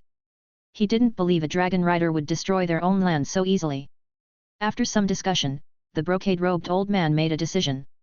He formulated a plan. 2 days from now, Bloodstone Island will send a small army to attack Grey Gallows Island to attract the dragons' attention. Our main force will use ships to plunder the supply lines, and depending on the situation, decide whether to invade Driftmark. First, we must cut off the enemy's supplies. Upon hearing this, the Myrish youth and Drazen Rhaegar pondered for a moment. Finally, the Rhaegar nodded in agreement. Time flew by, and 2 days had passed. In the narrow sea, near a island, a dozen large cargo ships sailed steadily towards the Stone Islands. The fleet advanced slowly, eventually reaching the area of the Cape of Wrath. Attack! Warships bearing the symbols of the Triarchy approached from the distance. The lookout on one of the cargo ships spotted the incoming vessels and shouted, "Enemy! Turn around!" The helmsman panicked and tried to steer the ship to safety, but it was too late. The warships, with their superior speed, quickly closed in and surrounded the cargo ships. The watchman counted the number of enemy ships. There were more than 60. Lower the ramming horns and charge. The Triarchy commander ordered. The warships surged forward, their thick ramming horns crashing into the cargo ships. Both fleets came to a halt as the warships rammed into their targets. Board and fight! The commander yelled, drawing his scimitar. He led the Triarchy pirates as they boarded the cargo ships, using the ramming horns and chains to climb aboard. Soon, the pirates had surrounded the dozen cargo ships, boarding them one after another and starting to slaughter and loot. A strange scene unfolded. Before the pirates could board, the helmsmen and sailors on the cargo ships jumped into the sea, abandoning their vessels in a desperate bid to escape. The pirates, undeterred, stormed the cargo holds to search for loot. To their shock, they found it empty. This was true for almost all the cargo ships. Only one ship had a group of soldiers waiting inside. Cole led the charge, wielding a morningstar, and shouted, "Kill all the pirates of the Triarchy!" Behind him, fewer than 100 soldiers fought fiercely against the pirates, showing no fear. Realizing something was amiss, the Triarchy commander shouted, "Retreat! This is a trap! Hurry back to support Bloodstone Island!" His heart pounded as he looked at the empty cargo ships. The enemy had no substantial supplies. The scouts' reports had been false. But his retreat orders were drowned out by a thunderous roar. Roar! A dragon's roar echoed across the sea, striking fear into the hearts of the pirates. 4 dragons appeared in the sky, the charcoal black Cannibal, the blood red Malaise, the golden Sunfire, and the light silver grey Sea Smoke. Rhaegar, riding the Cannibal, looked down at the Triarchy fleet and commanded, "Dracarys!" With a deafening roar, Cannibal was the first to unleash a torrent of ghostly green dragon fire upon the fleet. Rhaenys, Aegon, and Rhaenyra followed, their dragons spewing flames in various hues. In an instant, the 4 dragons circled over the Triarchy fleet, engulfing it in a blaze of colorful, destructive fire. Chapter 208, New Title: Young Dragon Lord. Boom! A torrent of dragon fire bombarded the Triarchy's warships, creating pillars of flame and thunderous explosions. "Cannibal, attack that ship first!" Rhaegar commanded, his eyes cold and focused on the warship where the Triarchy commander stood. This warship had been the first to ram a cargo ship, and its pirates were now battling Cole and his men. Roar! Cannibal flapped its wings and flew towards the warship. The Triarchy commander, noticing the dragon's approach, shouted in terror, "No! Abandon ship!" The dragon's power was no joke. A single breath of dragon fire could spell doom for everyone aboard. Boom! Cannibal glided over, spraying green dragon fire onto the warship, instantly igniting the mast and armor. The Triarchy commander barely had time to scream before he was engulfed in the flames, reduced to a charred corpse. Below, Cole was locked in a fierce battle, his morning star crushing pirate after pirate. Blood splattered over his head and face, but he fought on, driven by the need to atone for his sins. He had commanded the dozen cargo ships that served as bait, luring the Triarchy pirates into this trap. Above, 4 dragons circled the pirate fleet, raining destruction on the ships. Ha ha ha, burn them all. Aegon laughed wildly, amused by the carnage as he rode Sunfire. Having been idled in King's Landing and Grey Gallows Island, this first battle felt like a triumphant release for him. Aegon, maintain altitude and finish them quickly. Rhaenys, flying on Malays, admonished sternly. After incinerating over 10 ships, the pirates finally retaliated with scorpion crossbows. Steel-tipped bolts were launched skyward, targeting the dragons. But their efforts were futile. 1 dragon might be vulnerable to a barrage of crossbow bolts, but 4 dragons were an insurmountable force. The scorpion crossbows were reloaded too slowly to match the dragon's onslaught, and the fleet was soon engulfed in flames. Within minutes, the battle was over. The one-sided assault had obliterated thousands of pirates. Rhaegar, looking as composed as ever, shouted, "Quickly now, head to Bloodstone Island for support." "No problem." Rhaenys responded, driving Malays forward. Aegon glanced at his brother, urging Sunfire to unleash more dragon fire with greater speed. Rhaenyra, equally agitated, rode Seasmoke alongside Sunfire. Rhaegar focused on methodically burning each pirate ship. A few days earlier, he had released the pirate ship with a plan in mind. By reorganizing the army and creating the illusion of an attack on Bloodstone Island, he had deliberately leaked information about the cargo ship carrying supplies, baiting the enemy into intercepting it. The Triarchy, encouraged by recent victories, had taken the bait. Cole and his cargo ships had acted as bait, drawing in the bulk of the Triarchy's fleet. Rhaegar, Rhaenys, and the others had waited in ambush, their dragons ready to wreak havoc. This was only the halfway point of their plan. Bloodstone Island. A fleet of over 20 ships approached, bearing flags adorned with 3 red dragons, seahorses, and purple grapes on a blue background. "Attack!" Vaemond shouted as he donned his armor and gripped his scimitar. The warships quickly reached the waters surrounding Bloodstone Island. As they stopped, small boats were lowered into the water, allowing soldiers to disembark and row to shore. Bloodstone Island's fortifications had been rebuilt, but the patrolling pirates were surprised by the sudden attack and sounded their horns. Thunk! An arrow pierced the throat of one of the patrol pirates, silencing him. From a few hundred meters away, Robb of the Riverlands, known as Red Robb, retrieved his longbow and urged his brothers of the Second Sons to row faster. During the Battle of the Riverlands, Robb had made a name for himself as the best archer in the region. Moments later, dozens of small boats reached the shore. Robb led the charge, followed closely by the 800 dragon keepers. "Kill!" Robb yelled as they stormed the beach, with soldiers from the Arbor and Claw Isle right behind them. Many of these soldiers bore the blood of recent battles on their armor, having fought off a small band of pirates before reaching Bloodstone Island. The smaller pirate force was no match for the advancing army and was quickly overwhelmed. "Charge! Reclaim Bloodstone Island!" Spike Redwine bellowed, slashing through the lightly defended pirates with his sword. The main force of Bloodstone Island had been dispatched to Cape Wrath to intercept the supposed supply ships. Meanwhile, half of the remaining troops had attacked Grey Gallows Island, only to be slaughtered by the king's army. Consequently, the island's defences were at their weakest. Hundreds of pirates emerged from their caves, ready to fight to the death, but they faced thousands of well-equipped soldiers from the king's forces. The disparity in numbers was insurmountable. Within half an hour, the beach was littered with the bodies of pirates who had fallen without much delay. Under the officer's command, the soldiers reorganized the battlefield and began to rebuild the fortifications. Vaemond, dragging a injured arm, climbed to the watchtower and replanted the 3-headed red dragon flag, signifying the recapture of Bloodstone Island. Roar! A deep dragon roar echoed through the sky as the cannibal's pitch-black silhouette emerged above. Rhaegar cast a glance over the battlefield below, confident that Bloodstone Island had been secured. Robb, carrying his longbow, shouted up to the sky, "Prince, the plan is going well." The cannibal descended slowly, and Rhaegar slid down the dragon's back. "How are the casualties? Do we have enough supplies on Bloodstone Island?" Rhaegar asked, his expression steady, focusing on the critical points. He was the orchestrator of this operation. From devising the strategy and spreading false information to rallying the people and commanding the dragons, he had led every step.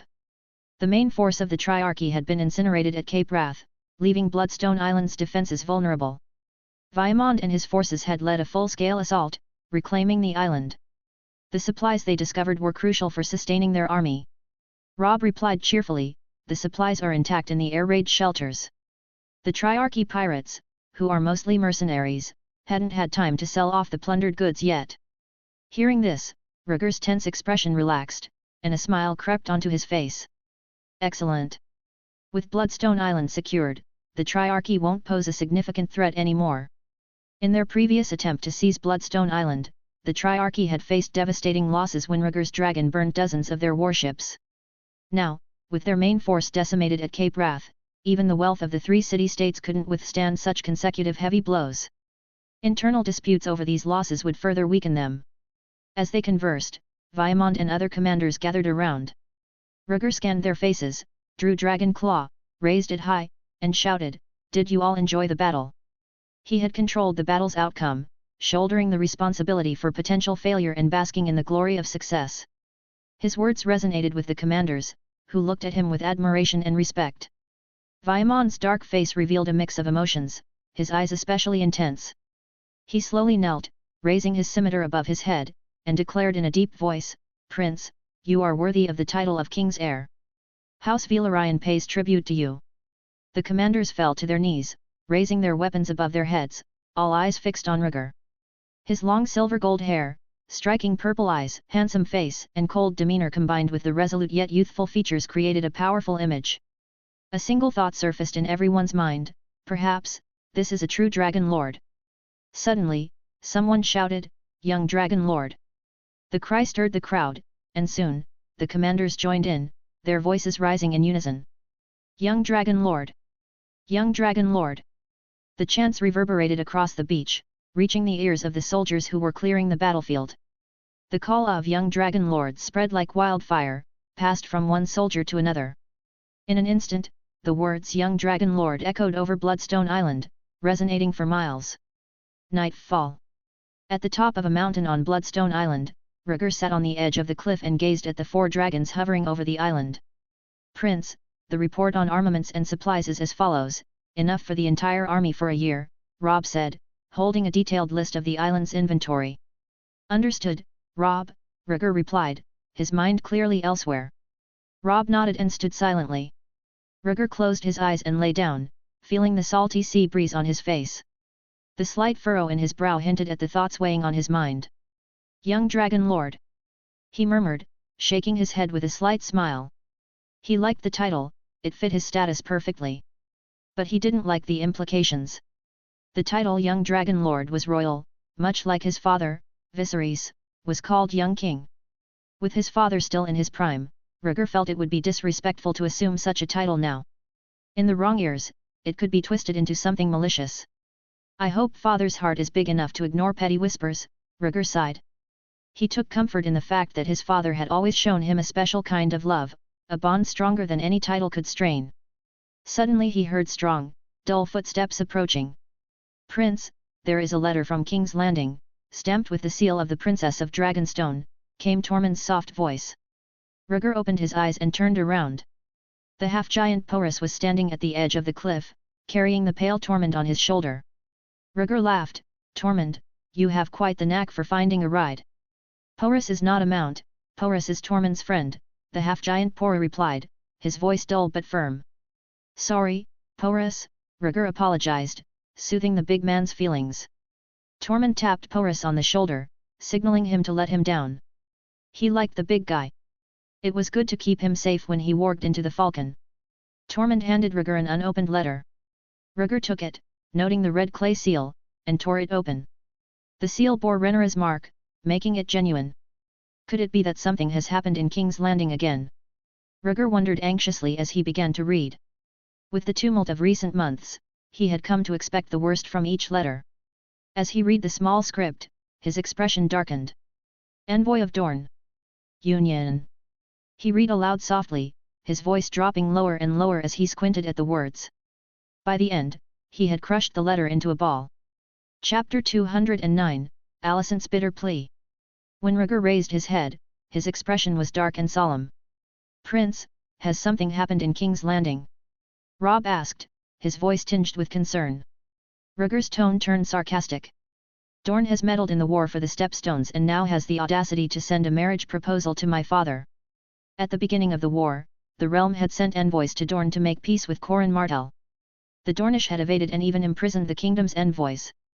It wasn't until Dorne's forces attacked Bloodstone Island alongside the Triarchy that the envoys were released. Now, in the midst of the battle, Corin sends a proposal of marriage. According to the letter, the Dornish envoy arrived in King's Landing just as Thailand and the kingdom's forces were defeated and Bloodstone Island was lost. This was clearly an attempt to humiliate the realm. Corin Martell, you double-crossing rat, Rhaegar spat, tearing the letter to shreds and scattering the pieces in the wind. Prince, are you going back to King's Landing? Tormund asked quietly. Rhaegar nodded. Yes, I must return. I'll talk to Aunt Rhaenys first. The victory at the Stepstones meant they had to transport the remains of the fallen soldiers back to King's Landing. The sea snake was gravely injured and needed immediate care at Driftmark. Having said that, he walked down the cliff.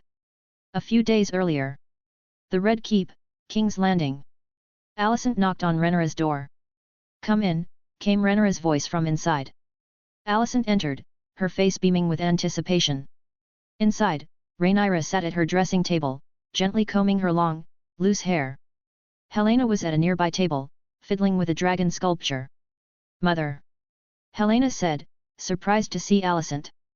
Alicent, equally surprised, asked, Helena, what are you doing here?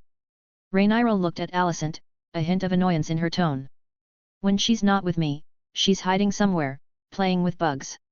Ever since Rhaegar had arranged for Helena to stay with Rhaenyra one night, the young girl had been a constant presence. Rhaenyra tolerated her, let her be. Alicent smiled awkwardly, understanding. Helena, your sister, and I need to talk. Go to your room and rest. Yes, mother, Helena said obediently. She put down the dragon sculpture and reluctantly left the room. Silence filled the room as Rhaenyra hunched her shoulders and ruffled her hair. Say what you must. I'll be going to bed soon. She ran her fingers through her silky hair, content.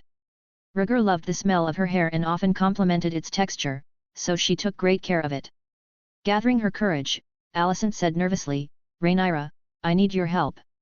Rhaenyra continued to comb her hair, her expression flat. I know what you are going to say, but I can't help you.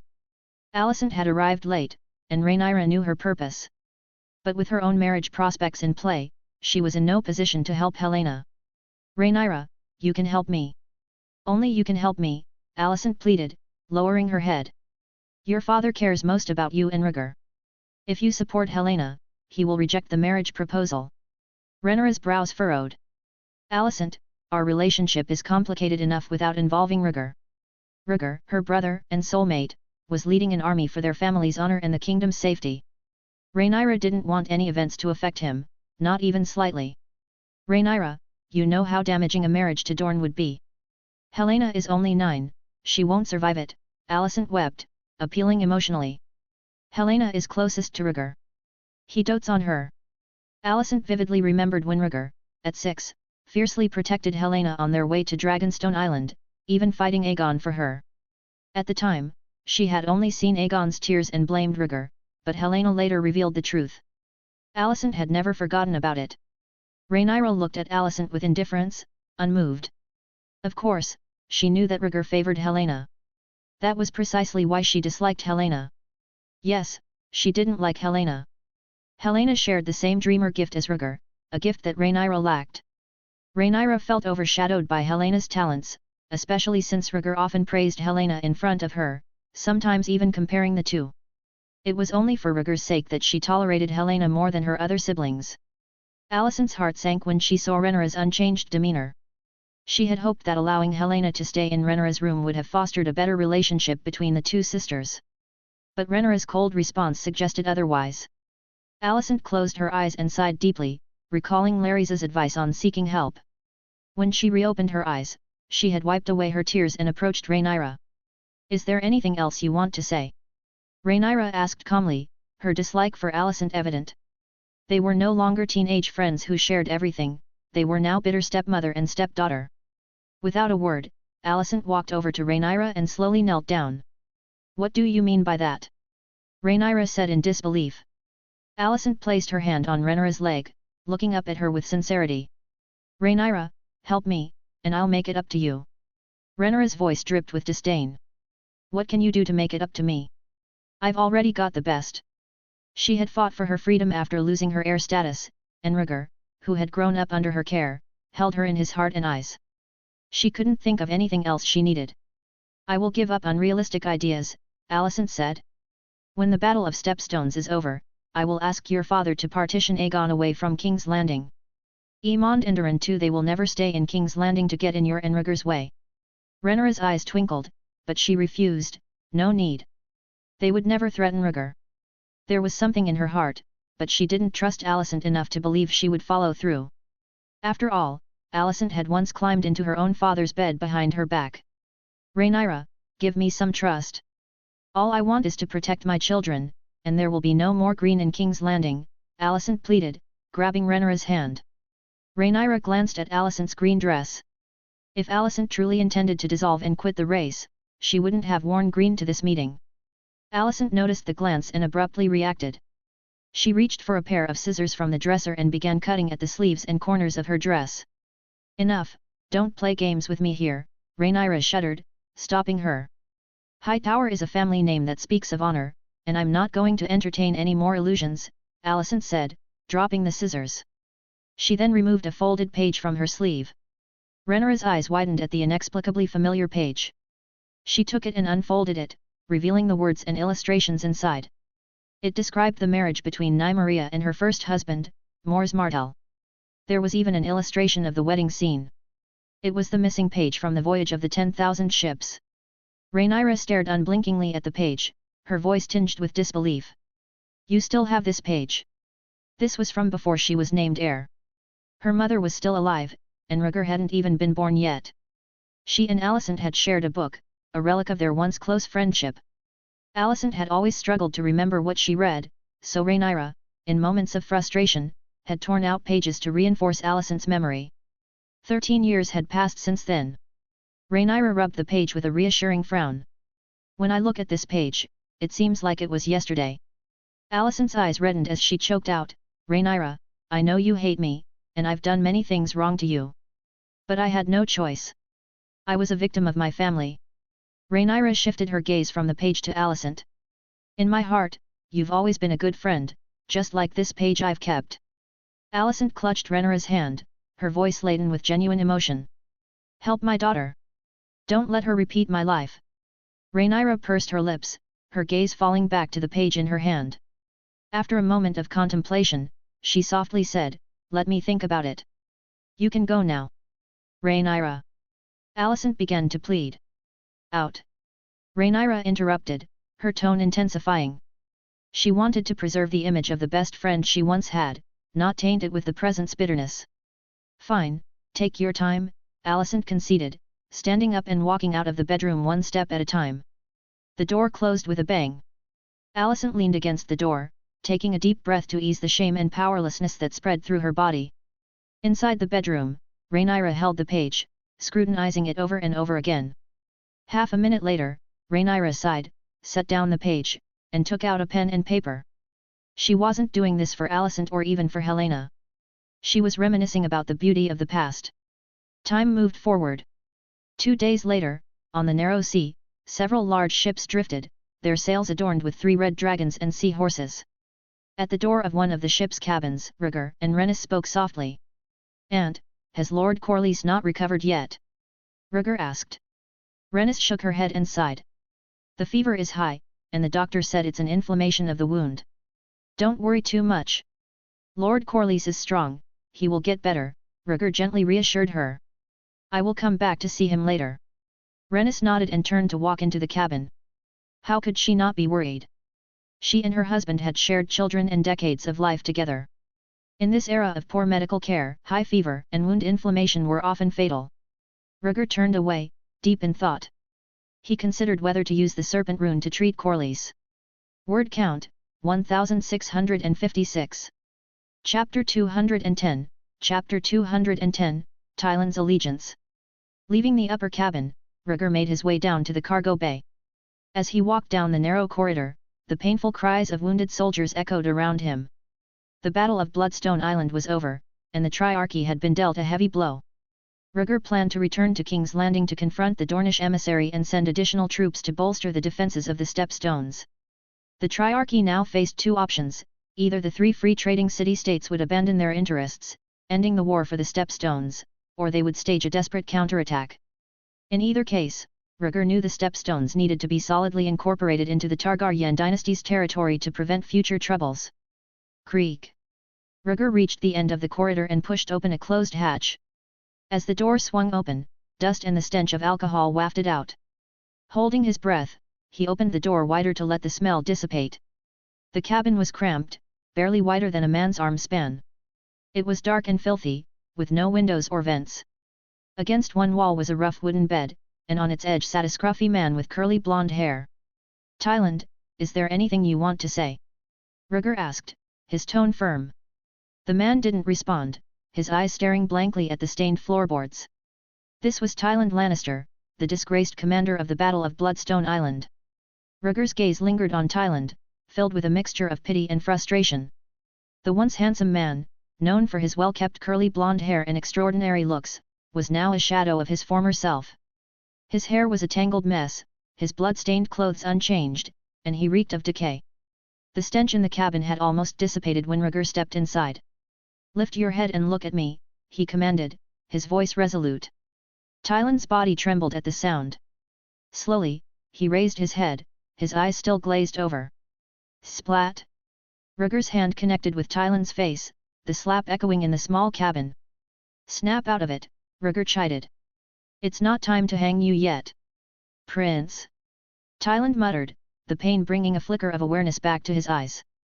He recognized Rhaegar, his expression a mix of fear and shame. Rhaegar spoke faintly, "Good.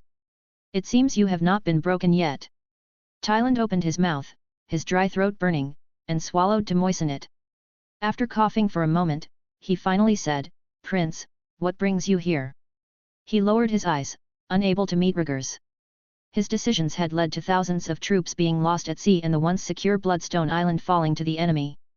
Though he survived under the protection of his soldiers, his spirit was broken that night. Guilt, self-reproach, and a deep sense of failure weighed heavily on him. Seeing Tyland's defeated expression, Rhaegar frowned. "Do you want to die or live?" Tyland froze for a moment, then smiled bitterly. "Who wants to die when they can live?" He had misplayed his hand and now faced dismissal and trial upon his return to King's Landing. The best he could hope for was banishment to the Night's Watch. Swish! Rhaegar drew his sword, the tip pressing against Tyland's throat. "If you want to die, throw yourself on the sword," he said coldly. "I'll assume you were too afraid to commit suicide." His voice then shifted to a scolding tone. "If you want to live, regain your composure. Stop acting like a scorned woman." Tyland looked down at the cold blade and felt a chill run through him. He was still afraid of death. "Prince, I've lost my standing as a royal advisor. I'm of no more value than before," Tyland said, his voice small. "But if you could plead with his grace, perhaps I could avoid a worse fate." Despite his earlier despair, Tyland wasn't ready to die. He was still young, unmarried, and without children. Given a chance, he wanted to live. Rhaegar raised an eyebrow. "What would you do in King's Landing? Who there could tolerate you?" Tyland was the main culprit behind the defeat at Bloodstone Island. Even if he escaped death, his life in King's Landing would be unbearable. The Lannister brothers were despised, Jason Lannister for his arrogance, and Tyland for his recent failure. Tyland's eyes filled with confusion. "If not King's Landing, where should I go?" He couldn't return to Casterly Rock. That was his brother's domain, and he had no place there. "To the Stormlands, to my prince's palace," Rhaegar declared, sheathing his sword. "The palace is under construction. Go there to oversee the work and establish connections with Highgarden and Blackhaven along the way." Tyland hesitated, then asked in a shocked voice, "Is the kingdom preparing for war with Dorne?" Rhaegar's prince's palace was in the Stormlands, north of Blackhaven. A steep mountain road from there led to Dorne the Boneway. Sending Tyland to the prince's palace to liaise with the Tyrells of Highgarden and House Dondarrion of Blackhaven was a clear prelude to war with Dorne. Rhaegar sighed, "Clever, you understand the situation well. But whether or not there will be war remains uncertain." Strengthening our defences is prudent regardless. Tyland had served as the master of ships for many years. He was astute enough to grasp the broader strategy with just a few clues. Tyland rubbed his face and pushed back his messy hair. With newfound determination, he said, "If you can save my life, I am willing to go to the prince's palace and prepare for the possibility of war." Though he might not be a warrior, his expertise in logistics and resource management was invaluable. Seeing Tyland's willingness, Rhaegar was pleased. He said solemnly, "Perform well, and you'll secure your place in the future." Tyland was not just any man, he had been a key advisor. Having him on their side was a significant political asset. It would be wasteful to see him executed or exiled to the wall. "Yes, Prince." Tyland nodded vigorously, a renewed sense of purpose in his eyes. With the conversation over, Rhaegar turned and left without a backward glance. The stench in the cabin was overwhelming, and he had endured it long enough. Meanwhile, in King's Landing, within the Red Keep's council chamber, King Viserys sat in the main seat, flanked by his advisors Lyonel and Otto. In the center of the hall, the Dornish emissary, Cedal Dane, stood straight and respectfully inquired, "Your Grace, I wonder how you are considering the marriage proposal." After a few days, Cedal had returned to press for an answer. Viserys glanced at his two advisors, hesitating. "It is a matter of great importance, and I will need more time to consider it." Cedal persisted, "How much longer, exactly?" "Watch your tone, emissary of Dorne." Lyonel's expression darkened as he rebuked Cedal. As the hand of the king, he felt compelled to defend the king's dignity. Unfazed, Cedal calmly responded, "I am merely requesting an update, Lord Hand of the King. There is no need for agitation." "The matter of marriage is not one to be decided hastily," Lyonel countered. "The king will inform you once a decision is made." Otto interjected diplomatically, "Envoy of Dorne, please be patient. His Grace is a benevolent ruler who wishes for peace." Lyonel shot Otto a sidelong glance, his annoyance evident. The marriage had not yet been decided, and Otto's comment seemed premature. Viserys knocked on the table to end the debate. "Enough. That will be all for today. The emissary from Dorne may leave." He didn't want to prolong the argument. He hadn't yet made up his mind and had been troubled by the matter for days. Alicent had been pleading with him against the marriage of Helena, while Rhaenyra had avoided him, expressing her strong opposition. Both his wife and daughter were against the idea, leaving him conflicted. As the king spoke, Cedal had no choice but to comply and exited the hall. Once he was gone, Lyonel spoke up immediately, "Your Grace, the Dornish are ambitious and even participated in the Battle of the Stepstones not long ago. Marrying into their ranks is not wise." Lyonel was a firm man. He believed that the long-standing feud between the kingdom and Dorne could not be resolved through marriage. Otto, lowering his head, countered softly, "You can't say that. The front lines are strained. An alliance with Dorne through marriage would not only eliminate an enemy but also allow us to request Prince Corran's support against the Triarchy. Prince Corran has attacked the kingdom in 2 consecutive battles of the Stepstones. How can we rely on him?" Lyonel's anger was palpable, and he retorted loudly. "The situation is changing," Otto argued. "The kingdom's forces have suffered defeats, and Corran's marriage proposal is an opportunity to shift the balance." Lyonel stood, his face red with fury. If they weren't in the presence of the king, he might have physically confronted Otto. What a foolish notion! The losses are their own doing. Corran's proposal is opportunistic, exploiting their current weakness. Agreeing to it would cost the support and respect of many. "All right, calm down." Viserys interjected, seeing that his advisors were on the verge of a heated argument. He rubbed his temples, clearly frustrated. Otto pulled a letter from his pocket, diverting the conversation. "Your Grace, this is a letter from the Stepstones. Please read it." Viserys took the letter, opened it, and began to read.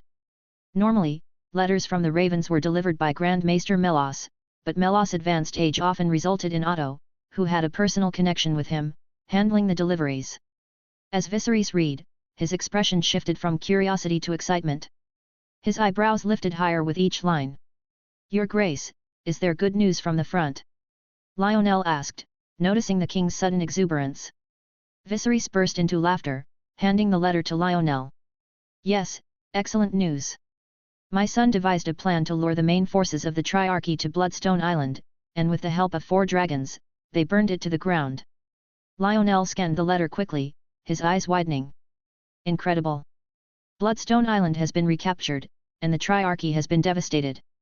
He slapped the letter onto the table in front of Otto, his chin lifted triumphantly. Rhaegar has turned the tide. He's a true Targaryen genius. Viserys beamed with pride. Rhaegar has indeed proven himself. The last time had seen such a capable Targaryen was his stupid brother, Daemon. Word count, 1761. Thanks for listening.